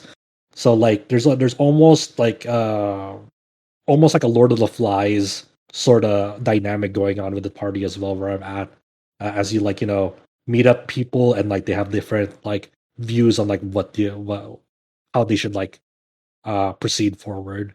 So it's an interesting game so far. I don't think it's bad, but it is very like it's a hard game to like play after Xenoblade 3, because like Xenoblade 3 presents like this is like what like this is like a really good character dynamic, and like the party dynamic in Digimon Survive is very by the books so far, I would say. I guess I will ask, because remember, as we've covered this game, the recent two Digimon games were the Cyber Sleuth games, which seemed like they're very, very different from Survive, which is like largely visual novel with strategy elements. So I'm gonna kind of ask like bluntly, like within your time with the game so far, like how many hours are you in, and how much have you engaged with like the tactical gameplay versus the visual novel aspect? I've put about maybe 4.5 to 5 hours so far. I've done a decent chunk of battles in it, but it's mainly because of the repeatable free battles. So like there was a thing early on where there was like this certain enemy Digimon that's like like almost a repeatable encounter, but where every time like you fended it off from your party, it would drop a map that would like turn your free Digimon from rookie to champion. So I kind of farmed that encounter multiple times to like get them up to their champion forms, and then I went back to free battles to like recruit more of them. So like you can have a good chunk of the game be battles, but like if you're just playing it without like engaging with that stuff, without engaging with the free battles, like there's like a major there's usually a major encounter at the end of chapters. There's not a lot of like story mandated battles so far, if you're not engaging with like the optional battles that you can do. So like it is very much like, hey, if you're like going on the main path only, then you will definitely be engaging more with the visual novel-esque adventure elements of it, more so than the battles. And the battles themselves are like not necessarily bad either. Like there's like there's like interesting amount of options you can do in battle, just beyond just talking to enemies. You can actually like, for like the main story Digimon, you can choose when they digivolve in battle, and you can revert them back, because if you're maintaining the champion form will reduce SP from them. So you don't want them going around and maintaining that form if they don't need it. Like you would only like go back into it if you're facing off like with an enemy, and like you need like that extra firepower and tankiness as well. And like and it's pretty funny because like there's like almost XCOM-esque damage formulas in this game, where like uh there was a major story encounter where like I was like uncommonly missing like 90%, 87% like hit chance stuff. I'm like, what the fuck is going on? So um there is a certain degree of that too. But I it is have nice to to say, go ahead, James. it's wild that like from the marketing, what little there was, and from what they talked about the game, it stood out to me that like one of the few things that we knew about this game in the coming like in the months leading up to it was the development team saying, "Oh yeah, a major inspiration for this project was Utuaru Mono." And it's like hearing you describe the gameplay, it's like, "Oh yeah, this is just like Digimon Utuaru Mono." That's kind of wild. Yeah. I mean, as someone who's shows. never played Utoromono, I'm like, wait, a visual novel with strategy elements, isn't that Utoromono? Like, yeah, I don't know. like you even have like some of the characters sometimes show up in battle, and they have like the chibi style going on for them. So Well, I treat that as like a Aqua Plus staple. I mean, I got that experience playing Tears to Tieria. If anyone played that, I remember it. I don't remember playing it, but I remember the name of it. well, you should hunt them for the second game on PS3. It's actually very good. Well, it'll get really re-released one day, right, Chow? Ooh, not with the Vita God. But yeah, I mean, I'm curious to see more of the game and see like just because there's going to be like a path split that they were talking about later on, and see how the story develops. Like right now, I'm just like it's okay, it's all right, good game. Despite my initial frustration with the PC version, like it's solid. But I have to like rewire my brain to be like, okay, I can't have the same expectations for like JRPGs moving forward that I'd like than what Xenoblade 3 showed me, right? Right? It's like one of those things that I have to separate and like be like, okay, I have to like judge it on its own terms. Well, I'm sure that once we have more people that are able to put time into Digimon Survive, that we will revisit it, maybe kind of between Xenoblade 3 and Soul Hackers. I'd like to get more people to be able to talk about Digimon Survive, and I know that other people here have expressed interest in it. It's just, an unfortunate timing, lots of games at once. Yeah. So I will likely have some podcast in the next month or so where we have a larger window to talk about Digimon Survive from multiple perspectives. And then, of course, obviously, it'll make an appearance at our end of the year cast where we talk about how we felt about it as a whole in relation to all the other games releasing this year. So thank you, Josh, for kind of giving us, for finding some time in your schedule to at least get into Digimon Survive a bit to kind of give us the initial lowdown of your initial thoughts of the game. And we will follow up and see how we all think about it once we get around to fitting into our schedules. I guess my one final thing is like, don't rush Xenoblade 3 just to get to like another like game, like because Adam and I have been seeing Xenoblade 3. Yeah, and also Adam and I have been noticing that like a lot of like questions of like some like weird things are in the game is because it's like, oh, they didn't do this side quest. They like rushed the game to like, For example, the final hero character in the main game has a pretty significant side quest that kind of changes the world a little bit in a new location, and someone is looking for something. It's like, well, if you skipped all that, that's a lot of content you're missing. So yeah, consider how massive they are. It's like I can't believe people could like rush through all that and would that burn you out? Going for that fast? I don't know. I mean, some people just want to get through the main thing. Like, man, you're missing so much of Xenoblade if you just go through the main game. I do like how even when we're talking about Digimon Survive, we still go back to talking about Xenoblade. Well, we could talk about Live Alive. I like to talk about spoilers, but I want everyone to give another couple more weeks before that happens. Well, yeah, I mean, Live Alive obviously is barely over a week old, so we might have an additional window. I know we talked about it briefly in the gap here between Xenoblade 3 and Digimon Survive, but yeah, another game that it seems like we're pretty positive on that we might have another opportunity to talk about later once other people finish and do a more spoiler focused episode on that as well. We'll have to see how our schedules play out. Well, that kind of covers it for the games we've been playing section. Obviously, a very lengthy discussion on Xenoblade Chronicles 3 and all the other games that have released in the last week or recently. For the news front and the article front, it's a little bit more limited, so we'll be able to make up some time here at the back end of the podcast. Before we go into the news headlines of the week, I do want to follow up on one thing from the podcast last week, where we did have James talk about his impressions of Little Noah, Scion of Paradise. You can listen to that episode of the podcast if you want to hear James's full impressions of that game. But he also did write up his thoughts into a review up on the site as well, up on rpgsite.net. So go ahead and give that a read for the Little Noah Scion of Paradise review. Going into the news front, there's not a lot of headlines here, but the headlines that are here are pretty impactful. So there's some interesting things going on. And now I'm going to talk about a game that is not officially announced, but I think this is the third or fourth time we've talked about it on this podcast. And that is, of course, Tactics Ogre Reborn. A Tactics Ogre remaster remake of some sort was first teased and hinted at and leaked last year with the big NVIDIA GeForce leak. And then it showed up in a trademark. It showed up on the PlayStation Store page that existed and then got taken down. But of course, everything on the internet is permanent. And now it is also shown up on a PlayStation game price tracking website, PSDeals, where we got more screenshots of the game, more details about what it is, about the remaster. And basically, the game is all but announced, and we kind of know what to expect. We even have a potential release date of November 11th for Tactics Ogre Reborn, according to this PSDeals.net info.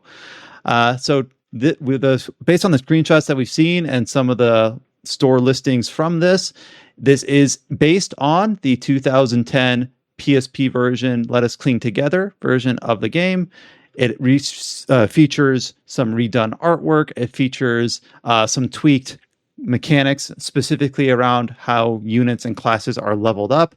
I'm going to hand this off to someone that I know feels very strongly about this game. Not necessarily the only person here that does, but Adam, based on what we've seen from all of the leaked, unofficial information for Tactics Ogre Reborn, how are you feeling about it? So the first thing I want to bring up is the class leveling. I have mixed thoughts on this, so I need to explain this. In Tactics Ogre, the PSP version anyway, which is the one I played. I never played the PlayStation or the original versions. Rather than leveling up your characters, like is more typical in any RPG, especially a strategy RPG, you level up your classes. So like you have like a soldier class. You level up the class, and then any character who uses that class will be the same level. So when you got a new class, you'd have to train up that class. Now, one of my only criticisms of Tactics Ogre, which is an excellent game, is that when you got a new class in the game, they would start at level 1 or like 3, like really low. And so you'd kind of have to literally go out of your way to like catch them up. It's honestly pretty bad. For this new version, they specifically list out in like the store page description that it no longer uses a class-based leveling system, but now it uses a unit-based leveling system. To some people, that was like, hallelujah, this is immediately fixed. No, it's And- not fixed. It's using the Super Nintendo PlayStation version. Yeah, That's a more grindier than ever, trust me. I'm a mixed thoughts of it. Like, okay, I guess you sort of avoid the class issue, but you're maybe introducing another issue, because the problem being is that there are a lot of characters in this game. So if you want to use like a wide swath of characters, now you have to level them all up individually rather than just like a class you can kind of attach to them.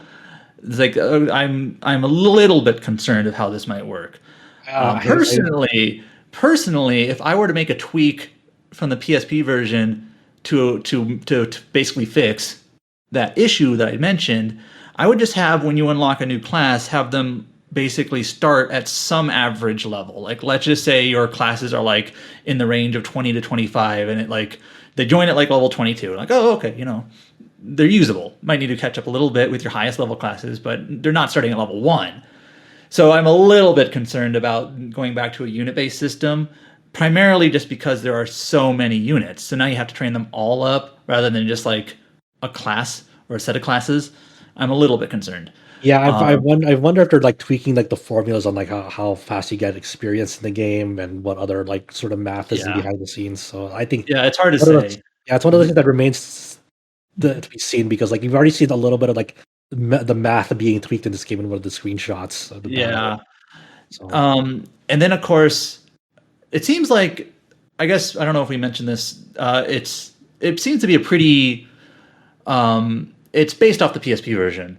It's got the same like structure. It's got the same mechanics there in terms of the world tarot and like the battle tarot, or I forget what they call it, the chariot, where you can go through the game. There are branching paths, and then you can basically jump around certain points along the timeline to make different choices, to do different side quests, to recruit new characters. Honestly, this is one of my favorite elements of this game, is that you don't have to fret too much about like which choice is the correct choice, because the truth is none of them are correct. They just lead down different paths. There is no true ending. It's only different endings, really. And then you can go back to any point and follow a new path. And it's really, really cool. And then any character that you like recruit, like for example, one of the popular characters is Ravnus. They only join on the law path, but once you sort of recruit them from that path and you jump around, then you can use them on another path, which does mean sometimes you can have Ravnus fighting Ravnus or whatever, but it's cool as a game.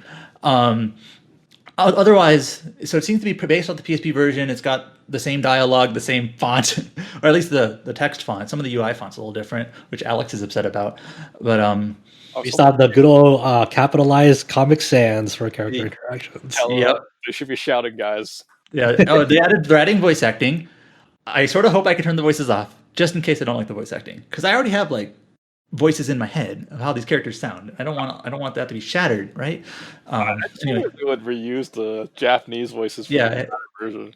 Don't get the Xenoblade 3 cast on it. I really don't like the UI font. It's that, like, I'm not a font person. There are certain people that you can show them a font and they can just say exactly what it is. I'm not that. But it's like the mobile game Square Enix, like Arial Narrow type font of some sort, where the original game... The way Alex put it is like, this looks like a futuristic font that should be in Mass Effect.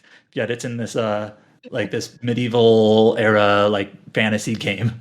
So makes a huge difference of making a game looks nice or bad, you know. I think it's one of the biggest hurdles when back in the fan translation days is like trying to get the fonts to look right, you know.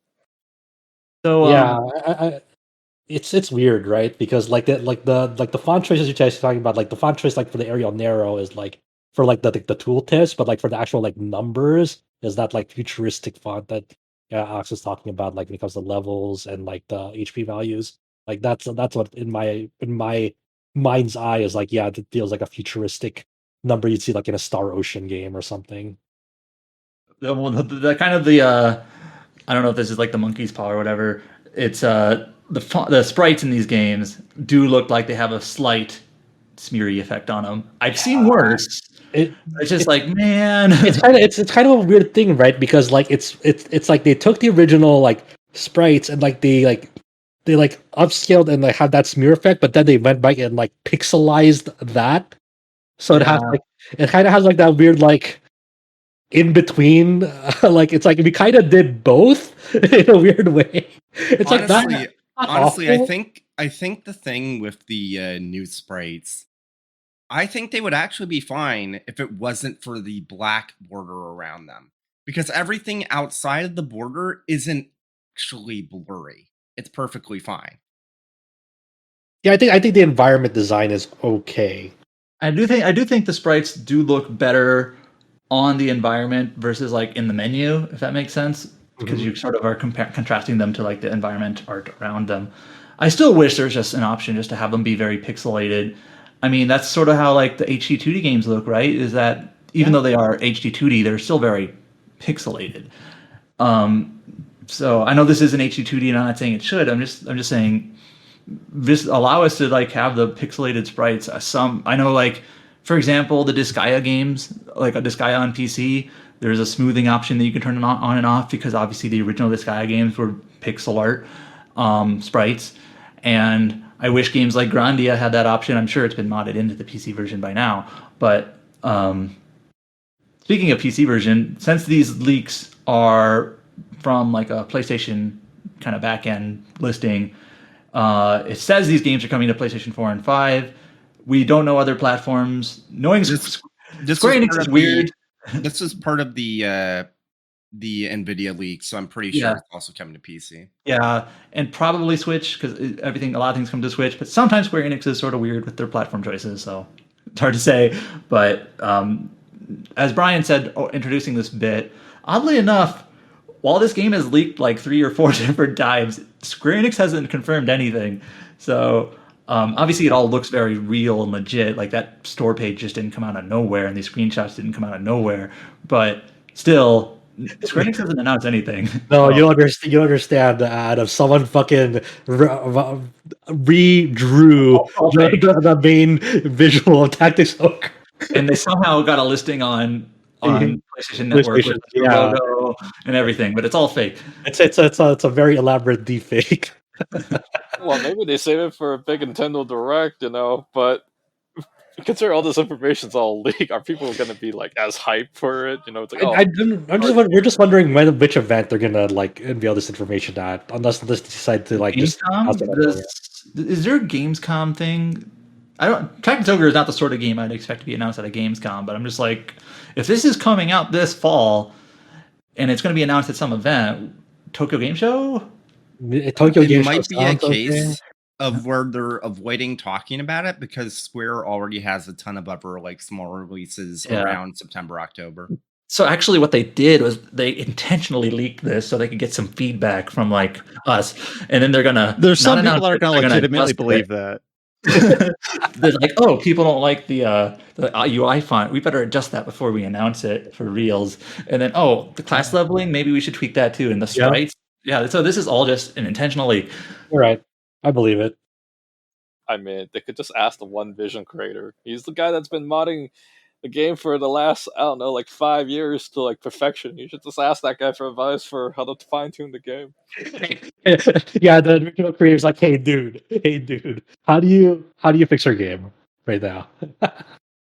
Yeah, we will wait to see some sort of formal announcement of Tactics Ogre Reborn, see if we get a trailer that goes alongside, even though it feels like we've seen and know everything about the game in terms of what it looks like visually. The fact that it's a remaster based off the PSP version. We know what it's adding compared to the PSP version. So I don't know like what a trailer or an official announcement could show us, but we'll look forward to it, especially if we have a tentative release date potentially of November 11th. So we'll stay tuned and we'll see.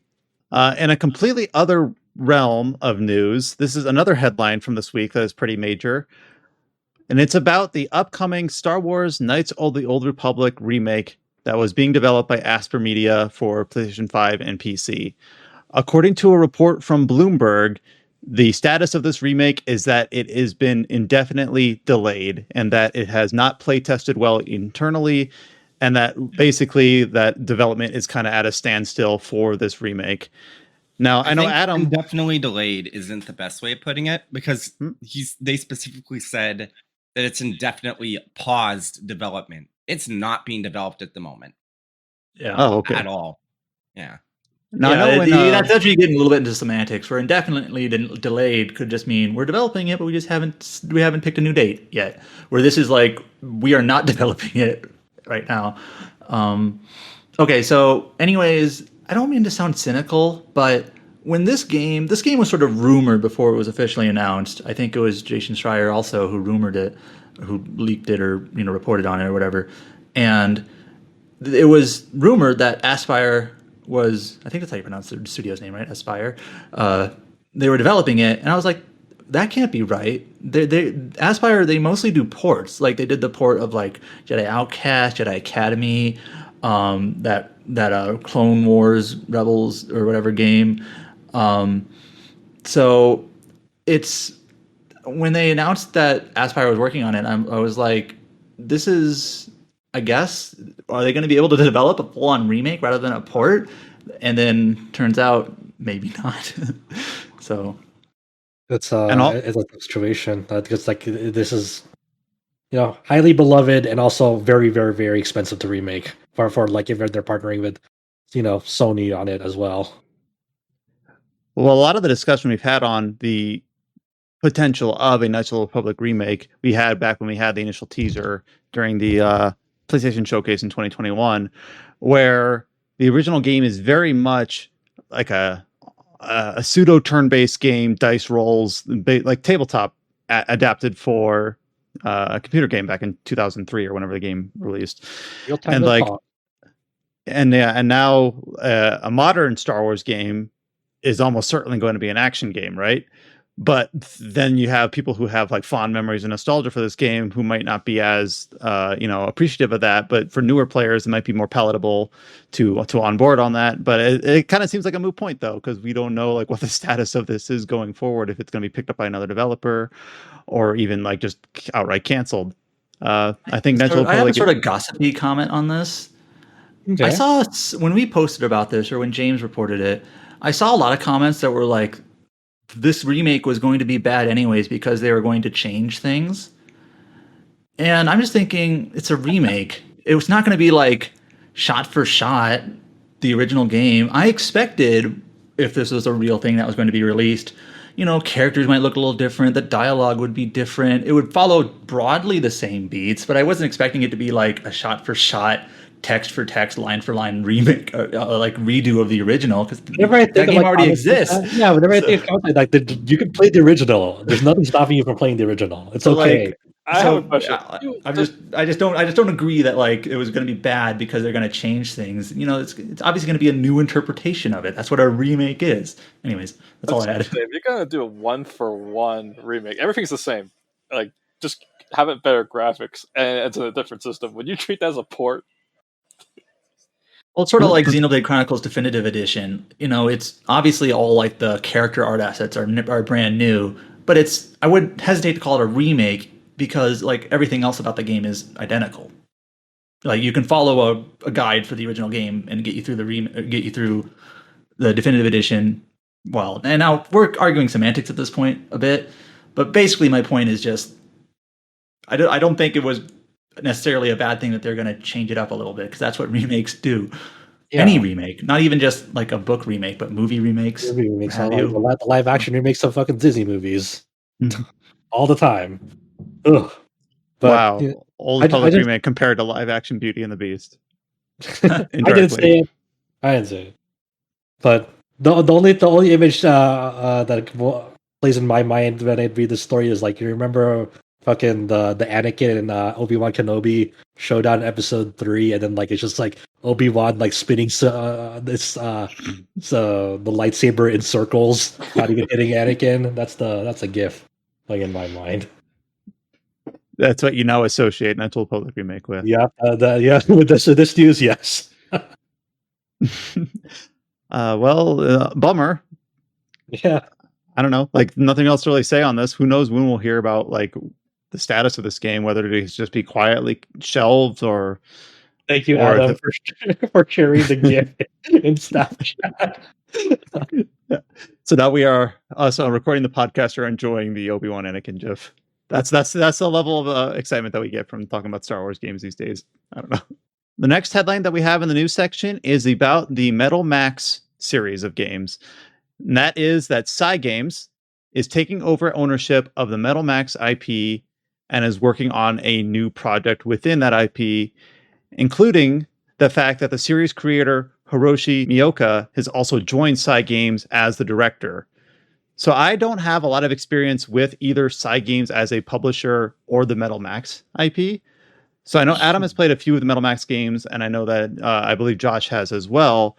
But when you see this headline about Cygames now taking ownership of the IP, is this something that you think is really promising? That's kind of, as an outsider, that's my initial take. Oh, yeah, Cygames has got, their head on straight, and Metal Max needs a little, like, a shot in the arm. This seems like good news to me when I just read the headline. But do you feel the same? I'm not really familiar with the Japanese games. Are you, Josh? Like a little bit. Yeah, not many were. I think was Metal Saga the first on PS2. Was that the first game? Yeah, the series. Yeah, and it's not even like technically in the series, but Metal Saga is sort of like a Metal Max spin-off. I think that was like the first one that was localized, and there were several before then that weren't. So I played Metal Saga. I haven't played any of the non-localized. I think there was like fan translations for like the older ones, but for official releases, I think it is Metal Saga.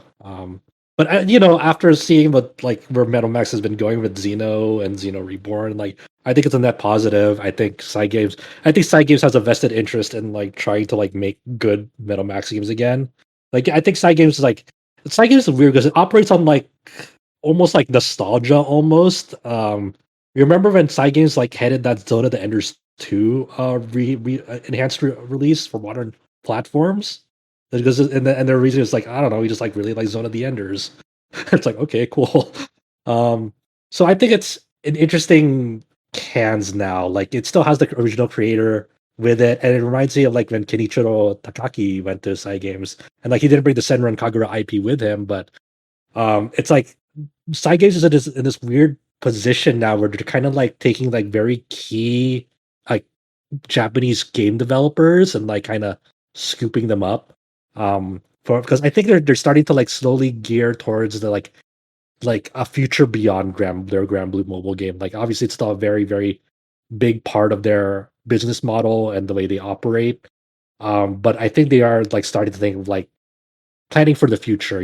Granblue's not always going to be there for them. Yeah, I find it really nice. It's like I always knew that like their stated thing was, oh, we want to make money in mobile games so we can make console games. And I always kind of was like, yeah, sure, whatever. But especially like recently, you were starting to see like the proof where the pudding is. And it's like, you know what? maybe you weren't just saying that. Maybe I actually meant yeah, and I still do like they have like smaller scope things like Little Noah now coming out of nowhere. It's like, and that was like that's not like the old IP that was, or the old game that was based on was like a Clash of Clans clone, but now they reimagined that to something completely different and something very cool. And it's smaller scope. It doesn't have to be like a big project. And I think that's I feel like that's where Metal Max should go. Is something start with smaller scoped again. You know, don't try to be very like big and ambitious like the way that like Xeno tried to be. And like think about like, what would make for a cool modern Metal Max game without having to like reach for like almost a double A, triple A budget. Yeah, like for Metal Max, Metal Max Xeno is not very good. Then apparently the Reborn version sort of made it worse in ways. I haven't played it because I didn't enjoy it enough the first time to play it again. But just reading other reviews and whatnot, it sounded like they were going to try to make it like improve it in every way, and sounds like they kind of just improved it in some ways but made it worse in others. And then they canceled the follow up, so it's just kind of like not a good showing. Yeah, So like the writing was on the wall because they canceled the sequel project of Metal right, Max, like Wild West or something like that. yep.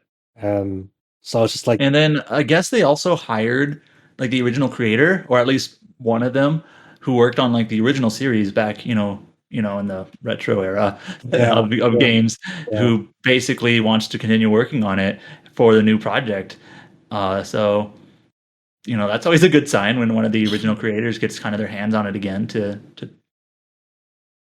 Yeah, work on it. best of luck. I hope they figure out that series, and whatever comes next from them is something very cool. Because Metal Max is such a like an interesting, like it's sort of like a series that like no one really touches like the premise of, and like the way they handle gameplay mechanics. Especially you'll see this a lot in Metal Saga. Metal Um, Saga's great. yeah, and like it's like a very open, non-linear sandbox almost. You can finish And Metal Saga in like 5 minutes. yeah. And I think that's something they should do. They should try to go for, is like something that is less, that is more in that spirit, and something that really calls back to the original games. So best of luck. I think this is good news all around, because Kadokawa Games wasn't really doing much with it, to be honest. And the last remaining big IP that Kadokawa has is they have From Relayer. Software. Oh, and Relayer.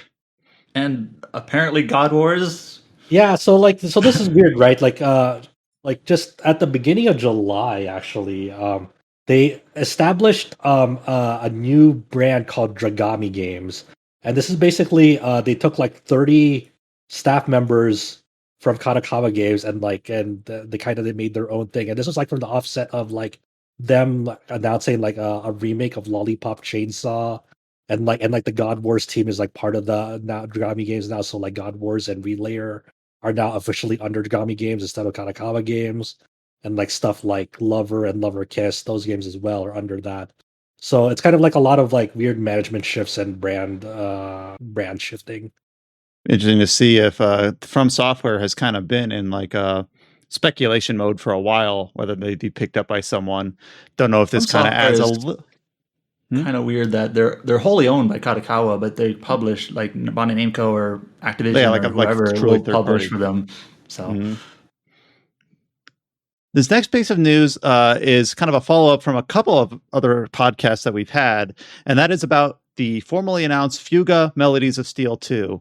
If you listen to a previous episode of the podcast, this was unveiled in a Famitsu interview, and then it was fully, or I guess like officially titled, I suppose, last week or a little over a week ago.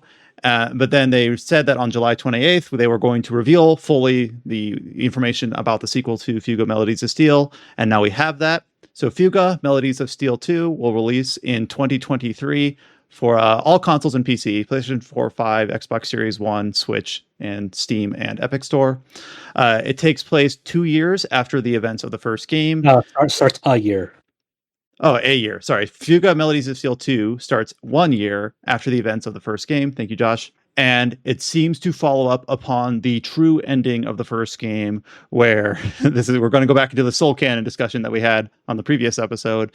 It seems like, based on the key art and all the other information about the game that we've had, that all the children are present in the sequel. It'd be kind of a dick move if it was like, actually, sorry, Boron died canonically. You could always do the Shadow Hearts route, start the sequel from the big route. Shadow Hearts is interesting. The second game starts in the bad end of the first game and then goes into the first game again. It's very timey-wimey stuff. So, but yeah, we got a new trailer for this. We know it's to expect it next year. We got some new key art, and we got a little bit of a premise about the game, just in terms of the fact that it takes place a year after, and that the children are thrown into the chaos of battle and things like that.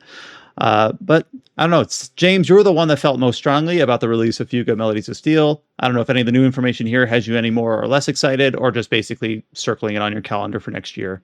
Well, I very much enjoyed Fuga, obviously. But my main complaint was that the story just didn't hit me as much as I was kind of expecting it to. Because, and I'm sure Josh knows what I mean when I say this. Fuga's like the first like CyberConnect 2 game I played where the reason to play it would be the gameplay. Because pretty much every other thing that they've put out, which has been noteworthy, has been due to pretty much everything but the gameplay. Like the story, the world building, the art, the sound, all that. And while like the soundtrack for Fuga is great and the world building is interesting and whatnot, the story definitely felt like it was a little bit weaker than what I had grown used to, especially with the Little Tail Bronx series. So what we're seeing of Fuga 2, where it seems like very clearly more of a focus on a story, a much more serious, well, it was already serious, but you know what I mean, more serious tone. I'm excited to see what they can drum up, especially since they are obviously like adding stuff to the gameplay, like little tweaks here and there and additions. And it's like, I'm interested to see what we'll end up getting, because I don't think CyberConnect 2 has been in a situation like this where, I guess you can argue with the dot hack games, they were always kind of building upon the next, but they were released so close to each other and they were constantly in the pipeline. While Fuga is like a smaller title, and like Fuga 2, like obviously is like reusing assets like always, but it feels like there's a chance for this one to be truly, truly special if they take everything that was great about the first one and really build upon it. Yeah, I think it's running into this issue right now, like just from the initial thing where it feels like it kind of feels too samey right now with everything they released. Like we do have a new design for the Tyrannus that looks kind of like more demonic, I'd say. It's not a new design for a Tyrannus. It's the other tank. Yeah, it's the other tank. Yeah.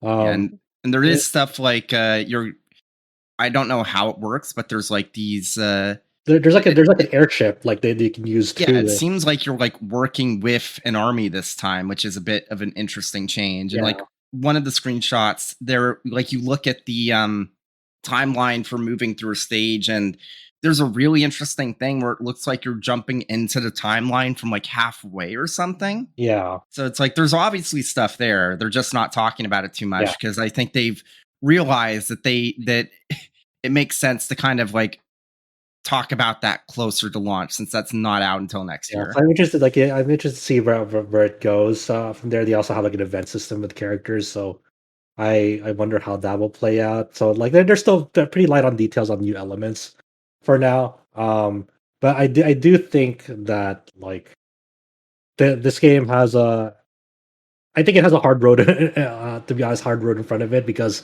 like how do you sell a sequel to a title that didn't really sell well and to people? And I wish them the best. I'm really curious to play this and hopefully enjoy it. But they need to figure it out, because because sequels traditionally sell worse than their predecessor. Especially when it's clearly a direct sequel, like 1 year after. Yeah.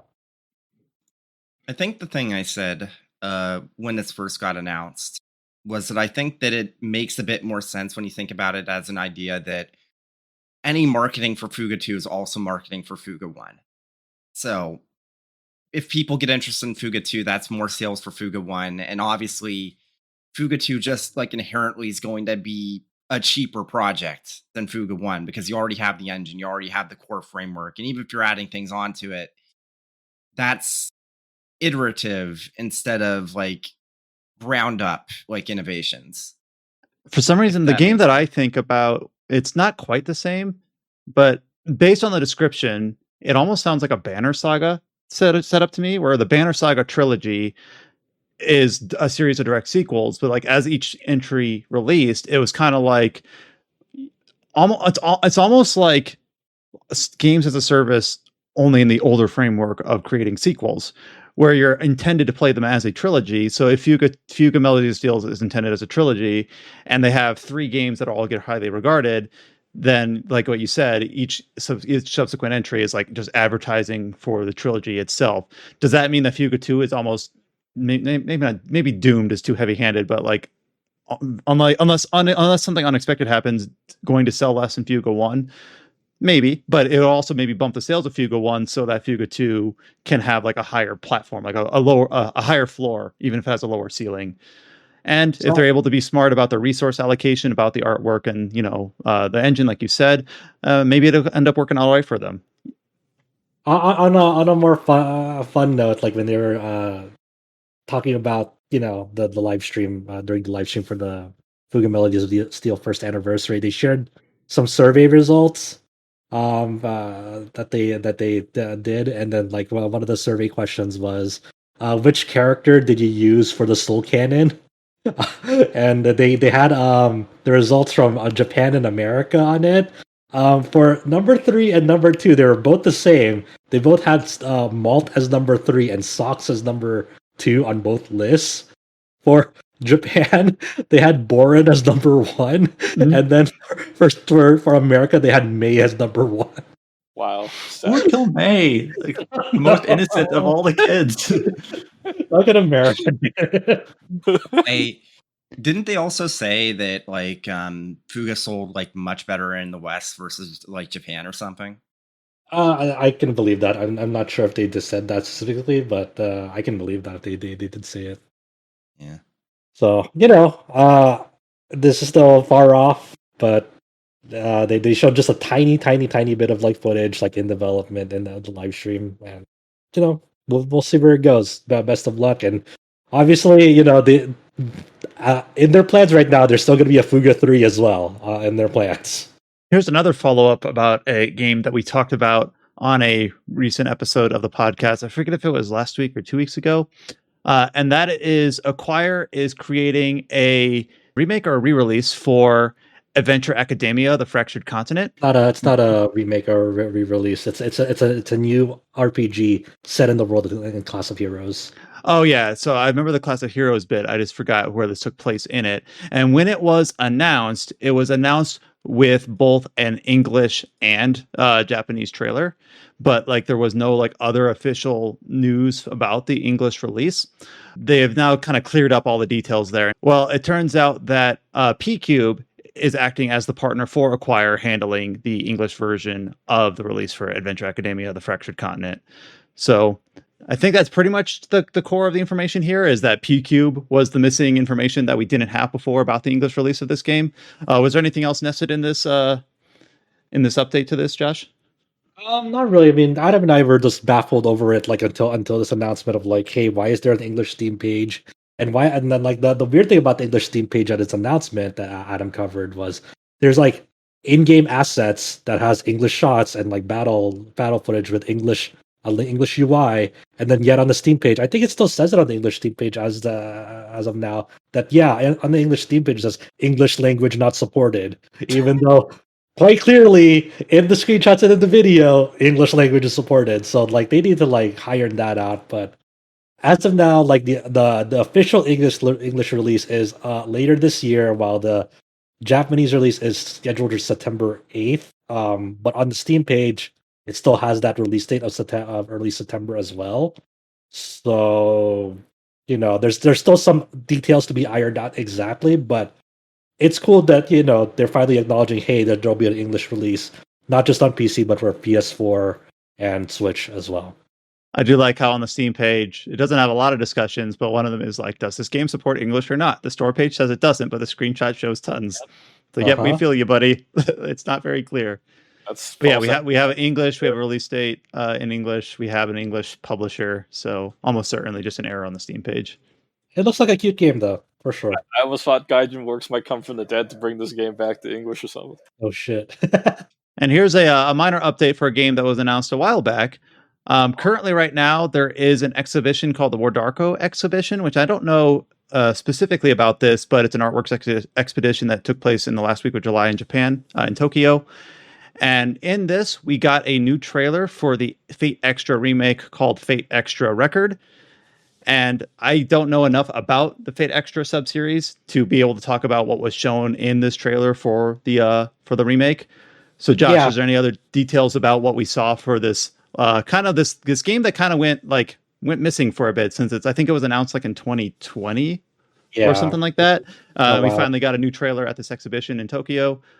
Anything from this that gives you hope that we might see this soon? Yeah, the exhibition is for the character designer Arko Wada, very, very talented character designer. She did the character designs for the Fate Extra series, obviously. When it was first unveiled in 2020, they were very, very, very upfront and saying, this is all we have right now for this remake. She showed a gameplay demo, very briefly of very prototype image. It's they said if I go around this corner, there's nothing there. Nothing has been developed. That's this pretty much. So that's why it's been in.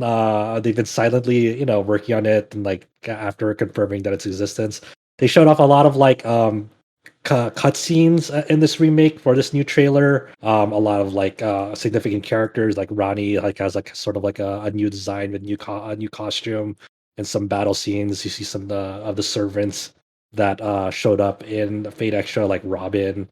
It's looking very, very good, very high quality. I do wish that we got footage of more of the battle system and seeing how that develops, because the original on the PSP had a very dull rock paper scissors, somewhat tedious battle system. The battle footage they initially showed, when it was first announced, was a little bit better. But I'm kind of interested. I want to see it fleshed out a bit more. But it's kind of nice to see that, hey, this game, they've been working on this game. It's looking very nice. It's looking really good. I'm hoping they announce more details soon. Hopefully a release window or release date. But everything I've seen so far looks very promising. Because Fate Extra is a game that's I like the story of Fate Extra. I do not like the gameplay of Fate Extra. I think there's a lot of interesting characters in that game, and I hope that they kind of nail it this time of hey, make that gameplay more engaging in this one. So I think that's me with the Fate franchise when it comes to video games. Yeah, I always have a hatred for Fate Grand Order for the gameplay.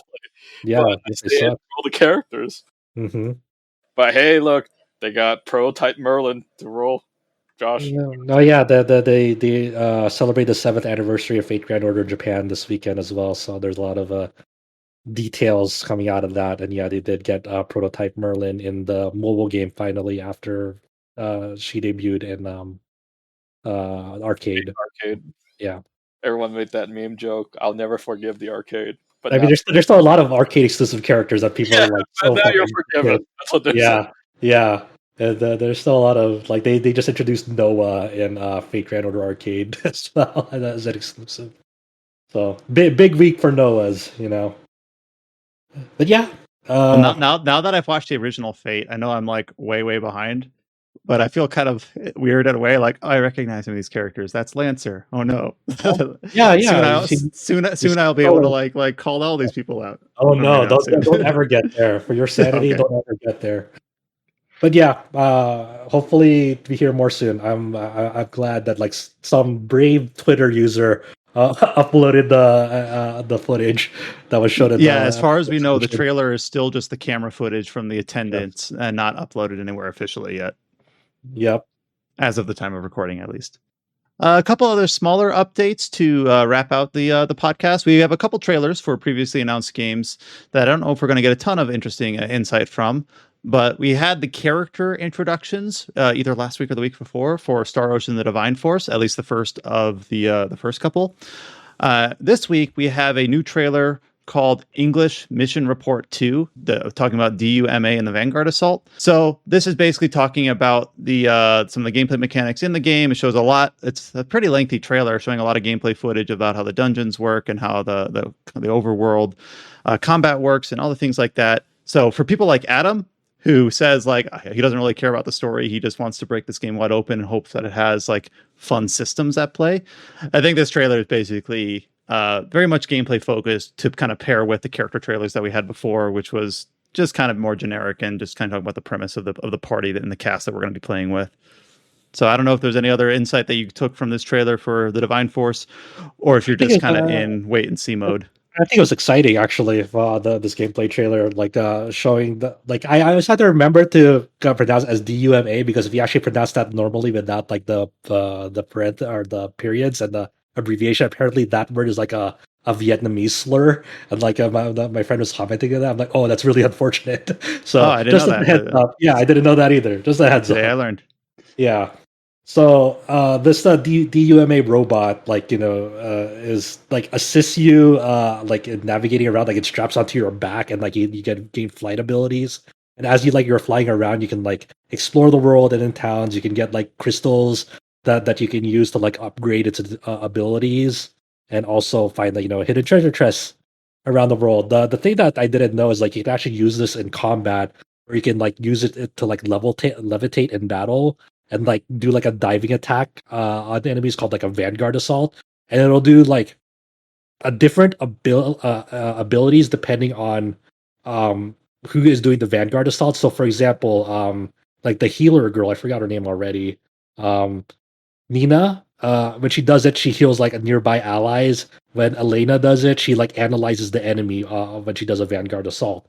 And then you can do like trickier things in battle, like when you're flying towards an enemy to get their attention, you can like dodge their like line of vision and then like attack them again to do a blindside, which is I saw this and I was trying to remember. I'm pulling memories out of the crevices of my brain. Yep. Like, wasn't that the name of the mechanic in Star Ocean 4 when like the character like dashes to the side?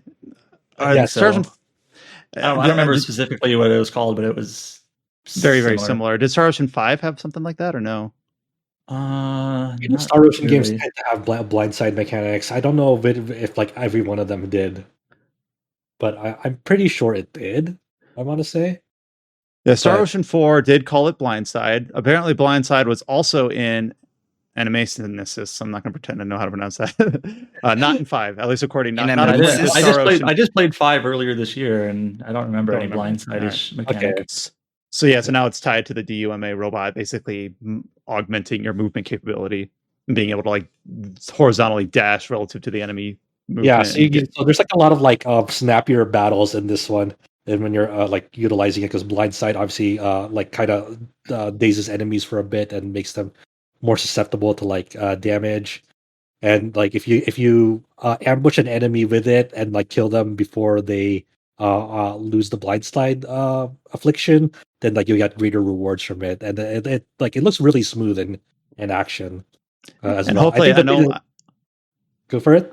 I know one thing that Adam always kind of critiques Star Ocean games for is that they become like art spamming in later combat. Maybe blindside will be a way to try to get away from that a little bit. Maybe. It's also like there's also a point in this footage where they showed like the D.U.M.A. like when you levitate back from an enemy, there's like no animation. They're like kind of just like moving the character back, like placing it back as you're moving back.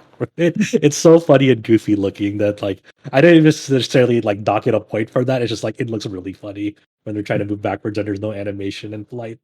Almost like they're just being pulled by a tether or something. Yeah. So that's about it. Just well, they're gonna get into the juicy stuff for me and Adam next mission report with like the skill tree system and how that works. And I'm looking at this now and being like, this font looks kind of similar to the UI font in Tactics Ogre Reborn in a futuristic game a little bit. The other trailer that we got this week is just a simple spotlight trailer for one of the titles in the Nice Prinny Presents Volume 3 for Rhapsody, a musical adventure. This is coming out on PC and Switch on August 30th. So this is just a kind of a fun trailer that's sing-songy, 90 seconds, just kind of showing a lot of gameplay and premise for Rhapsody, a musical adventure. So very straightforward, just kind of introducing specifically that game out of the collection. Don't know if there's really a whole lot more to say about that, but really fun. The English song is, catchy and cheery. Seems like it fits the tone and the artwork of the game really well. And the last bit of news is something that we kind of tangentially touched on earlier. And that is for the upcoming Monochrome Mobius, Rights and Wrongs Forgotten. This is the game that was announced late last year, even though we didn't know the title until, I think, like March of this year. And this is the game in the Utawaremono universe as its 20th anniversary title. It was originally going to come out on September 8th, 2022, but has been just recently announced to be pushed back to October 20th. So I think that actually clears up time in James's schedule for a particular reason. Actually, it's the opposite. Oh, it makes it worse? How's that? Because assuming they send out review code around 2 weeks or maybe a little bit more before launch, that's going to intersect directly with Kuro no Kiseki 2. Because Kuro 2 comes out at the end of September. Well, that's just how the cookie crumbles, I guess. Yep. So it's like I'm probably like the only person in the world where this is negatively impacting me with another game I want to play, but it's all right. It's just like, man. Oh, I do want to correct myself. It was Monochrome Mobius even back when it was announced in like 2021, just earlier this year when it was announced as the worldwide release for the series, which was kind of a remarkable thing at the time. That's when we got the English subtitle of Rights and Wrongs Forgotten. So just clarifying I gotta check. Does this impact the Japanese release too, or is it just the Western release? It's delayed. It's both. No, it's both. All right. But they want to improve the quality of the game. Yeah, so it's still sticking as a very unique worldwide release for the series. I say for the series, even though it doesn't have Utawaremono in the title, but it's still obviously very connected to those games. And that's the last bit of news that I had for the Tetracast. So very packed cast and a lot of cool impressions about a lot of different styles of games. We touched on Live Alive a little bit. Obviously, the long talk at the start for Xenoblade 3. Digimon Survive, we were able to get a taste of, and hopefully we'll have more chances to talk about that in the future. And of course, we're going to be talking about Xenoblade 3 for a fair bit for a while too, because it's a massive game with a lot going on. So we'll surely kind of revisit that as James and I get further, and maybe as Chow is able to pick up a copy potentially if he's not too emotionally spurned. And then we're going to go into August where we have things like Soul Hackers and some other things that are it's not going to let up anytime soon. And then obviously you got Kuro no Kiseki 2 for those that can play in Japanese, and all the other games that are coming out this winter, potentially Tactics Ogre in November if we ever get an official announcement on that. Go ahead and read Josh's review up on the site for Xenoblade Chronicles 3. He went into a high level of detail while remaining as spoiler-free as feasible for his impressions of the game. Adam also has worked tirelessly on covering Xenoblade Chronicles 3 and is putting up a lot of primers about how the quests work, about the best classes, about the heroes and how to unlock them. Specifically for the hero guide, there is going to be, if you're going to be spoiler conscious about anything, that is the guide you should avoid for the heroes. Of course, if you go into that, just be wary. He does give you ample warning inside those guides themselves. And we also do have the guide for the review for Little Noah up on the site as well. And it's only been over a week, but we do have the Live Alive review from Paige, as well as all the walkthroughs and guides that Chow put together on that. And hopefully in the upcoming weeks, we'll have features up on the site for Digimon Survive as well, once we get time to put those together. You can follow us on any of the social media platforms. Just search for RPG Site on Twitter, YouTube, Facebook, or Instagram. You can join our Discord at discord.gg/RPG site. We do have a room specifically for Xenoblade 3 discussion. And then we also do have a room for any general RPG discussion of any type that you want to talk about. And we do make sure that all discussion in our Discord tries to remain as spoiler-free as possible with correct use of the spoiler bars. And you'll hear from us next time as we talk about our further impressions of all the games that have released recently as we get time to go through them. So we look forward to talking to you then. We look forward to hearing feedback about what you think on this discussion for Xenoblade. Leave us some comments if you feel inclined. Until you hear from us next time, stay safe and take care. And we'll talk to you then. What is that referring to? One of the very first scenes they showed of Xenoblade 3 was a scene in Chapter 2 when they're in a desert and they finally see the oasis. And in a very, very British accent, Mio was like, "It's water." And people made fun of it. And it never let up.